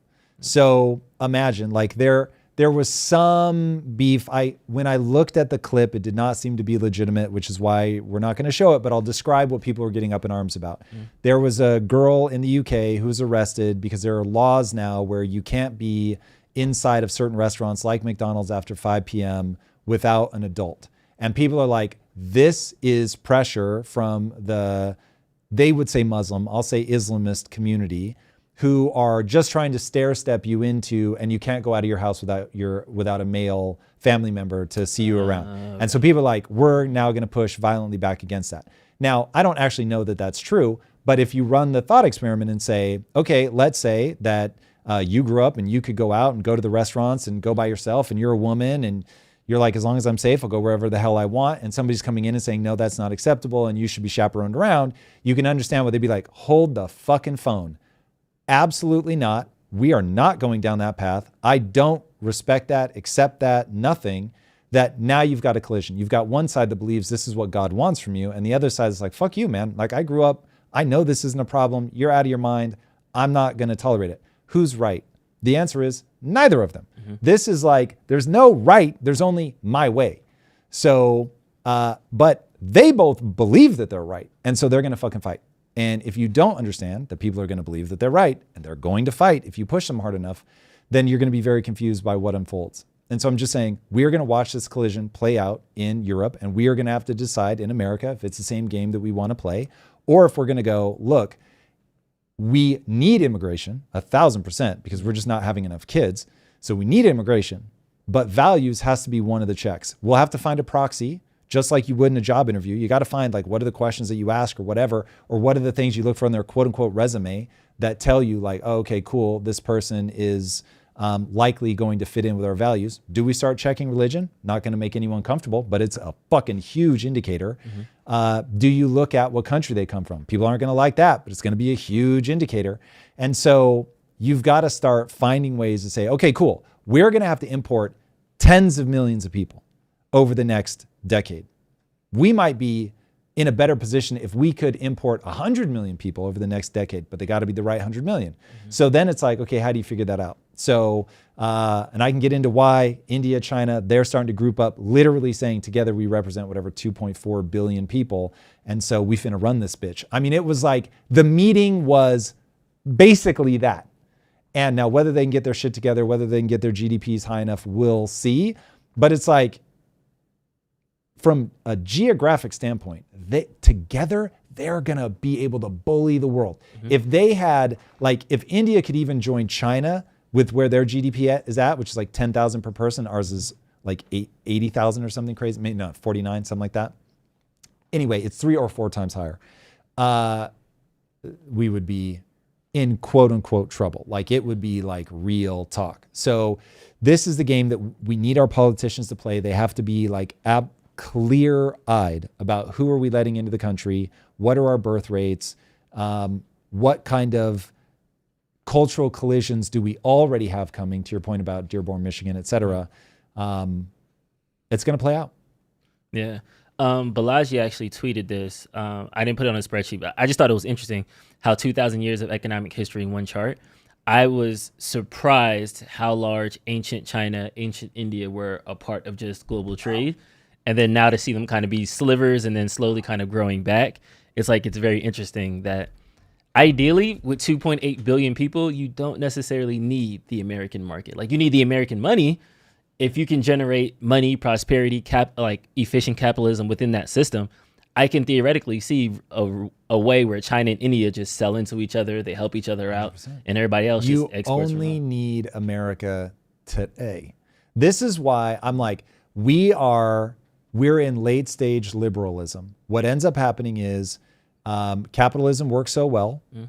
People have had it good for so long that generation on generation are raised believing that stable government, economic prosperity, they're just like the water. They're the air that we breathe. Yeah. It's just, that's how it is.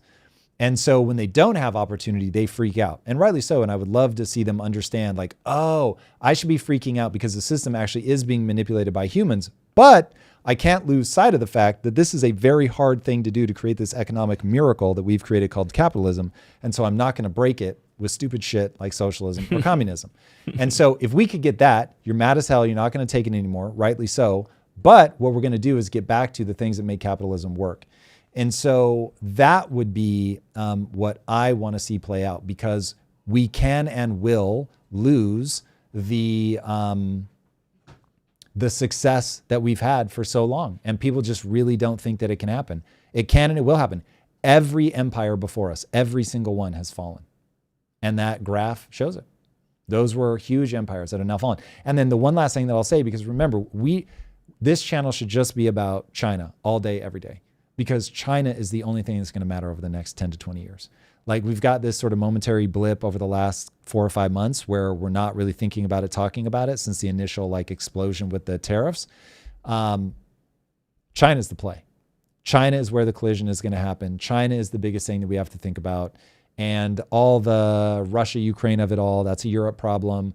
All the Israel, Palestine, that's like a whole fucking nest of weird things. But the real thing that the U.S. is going to have to contend with is China.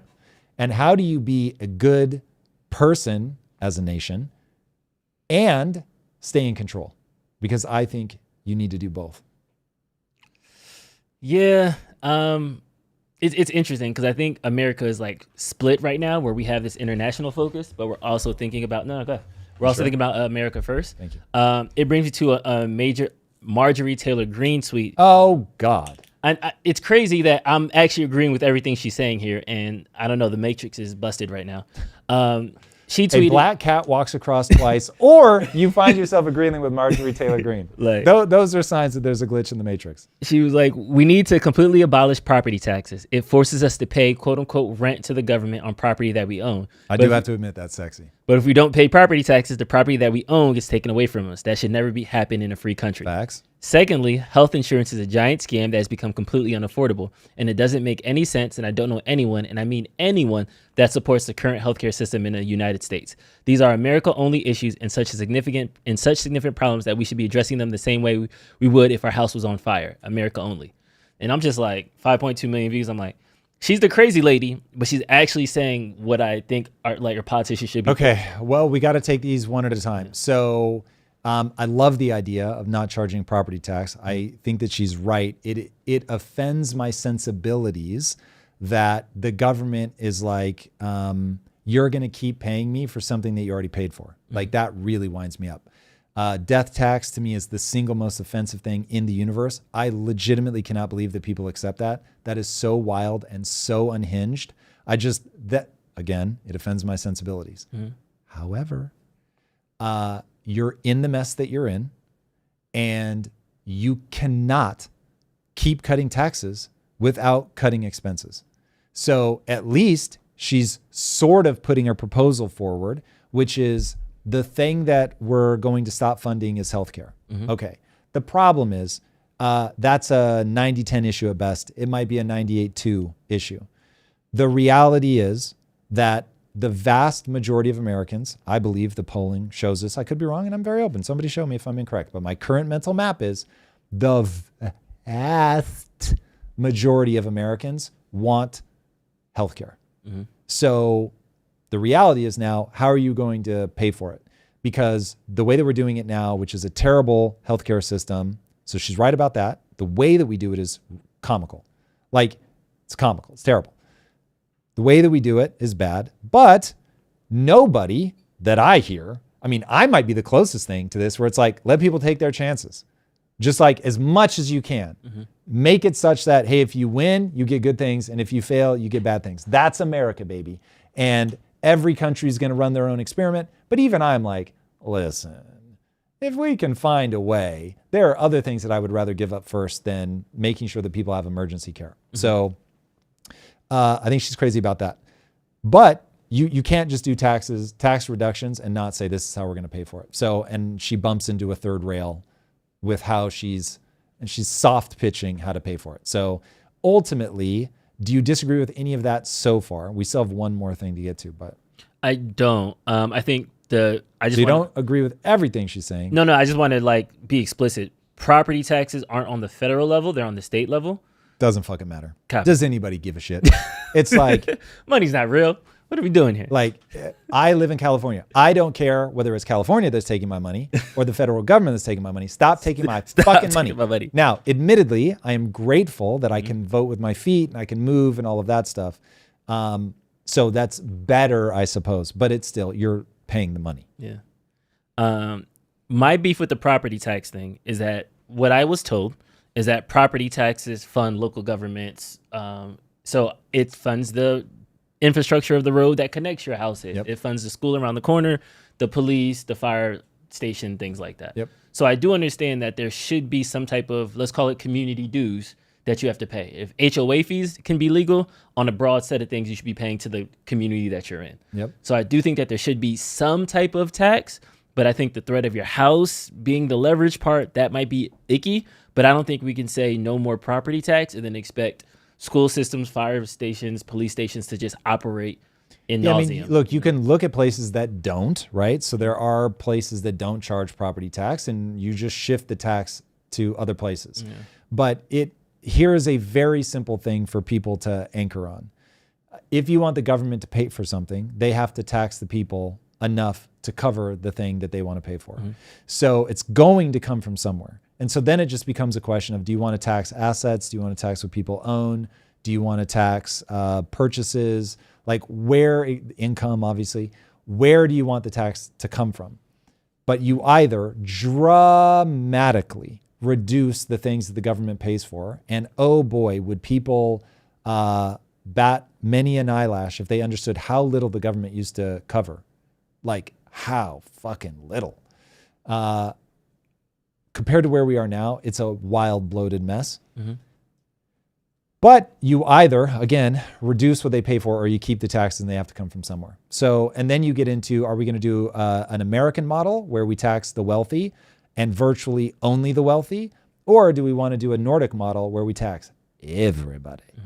And so people like clap hard for the Nordic model, but I don't think they understand Nordic model taxes everybody to death. Like if you're a lower middle class person, you're paying 50% of your shit. That's just, it is what it is. And so, yeah, you've got like social systems to catch you, but you don't get to decide how you spend your money. The government's going to decide how you spend your money. And personally, by way of like each country gets to run their own experiment, America is the experiment of freedom, but freedom comes at a cost. But again, late stage liberalism, man, it moves in these loops. And so when you get to this late stage where it's like, hold on, we started accumulating a lot of people that couldn't make it. Before, they would get here and fucking die. They would just die. And legitimately, and people do not really understand how America was made, baby. America, long before we could slaughter the Indians, we just had to die. A lot of people came here and they couldn't make it. It was like a survival game, and they could not get to the crop planting, building phase of the game. They could not collect enough resources, and they just froze to death. And so when you do that, when you kill like 30% of the people, in some colonies like 60, 80% of the people that roll up, you want to talk about the only people that survive are the hardest core motherfuckers on planet Earth. Planet Earth, Drew. Then you get that country. But over time, unfortunately, the way genetics works, just because you have two hardcore parents doesn't mean they're going to have hardcore kids.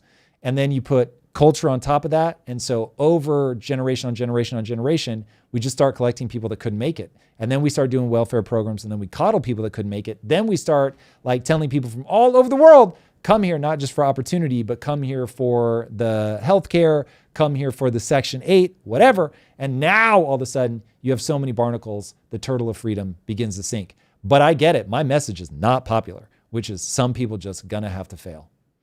And people don't like that. People don't like that message. It's real. It's real. It's honest. That's a 90-10 issue. I get it. Then going into health insurance, Obamacare socialized medicine in a way that was never done before, in the sense that you're required now to have insurance, whether it's private or public.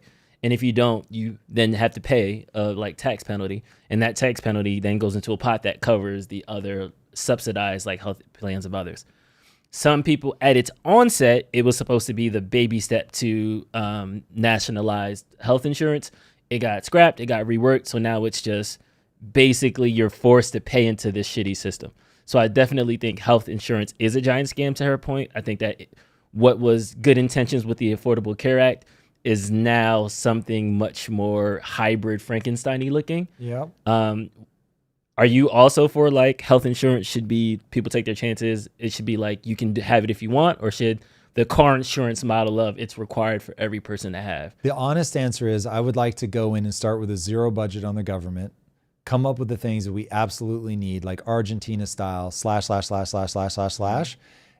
But that comes with, and he's very honest about it, and this sounds terrible, and this is a clip that you clip out if you want to make me look god awful to the wider public.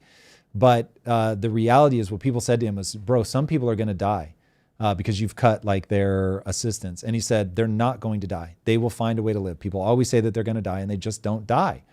And people are like, God, this guy has no heart. What he's saying is you push the assistance down to the local level. And you then are saying, I'm asking the churches and good Samaritans to walk by and see somebody struggling and say, I'm going to help you.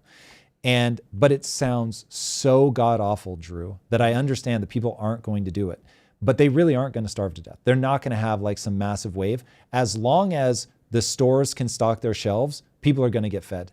it will be the very rare person that freezes to death. It will be the very rare person that starves to death, because humans have empathy and compassion. And so they will take care of them. But the problem is when things go good for a really long time, Good Samaritans are like, why do I have to do this at the individual level? And they try to push it back up to the governmental level, where it becomes wildly inefficient, prone to people taking advantage of it. And so it's like, it goes back to, from an evolutionary standpoint, you have the right for a reason, personal responsibility. You have the left for a reason, compassion. You need both. They need to be in dynamic tension. But when the left runs riot and just pushes everything up to the government level, and we're like, nobody can fail, you create a system that absolutely obliterates the middle class, because you're deficit spending, you're printing money like crazy, and you end up in the situation that we're in, that Argentina has been in, Venezuela, USSR, China, like on and on and on and on. And I list a whole bunch of them in the deep dive coming out on Monday. Watch that thing so that people really understand, oh my God, this is a pattern that repeats over and over and over and over. And it has like all of these knowable hallmarks. And that's one of them, that people are just trying to push all the responsibility up to the government, and the government can't afford to pay for it. That was it. Ipso facto. We got a huge week next week. We got Andrew Huberman's episode coming out next Tuesday. Make sure y'all check that out. Yes, we do. We have Tom's deep dive that we were just talking about. That's coming out. That's going to be a banger. And there's something really important that I want to talk about. We have going on today. So today, I hope you guys will join me. Drew has the time. He's going to pull that up for us. But today, I am doing a live for business owners. If you guys are making $1 million in revenue or more, we have a new not new program, but we have a program called $1 Billion CEO. I'm doing a free live masterclass today on leadership for business, how to hire, how to point people at the right things so that you can scale your organization. This is one of the questions I get asked the most in the universe is, how do I hire the right person? How do I deal with dysfunctional leadership? How do I move people through my company well so that we can get a highly efficient machine? And I'm going to be walking people through, again, this is a free masterclass. Anybody can come, but for $1 Billion CEO, the actual program, you have to qualify for that. You have to be doing at least $1 million. So if you want to get that advice now today for free, that's happening today. What time? 1 p.m. PST. 1 p.m. Pacific time. So join me free live. It really is live. You can ask all the questions you want. Everybody always thinks that it's pre-recorded. It's not. These are live. But show up live today, and I'm going to be walking people through how to do that.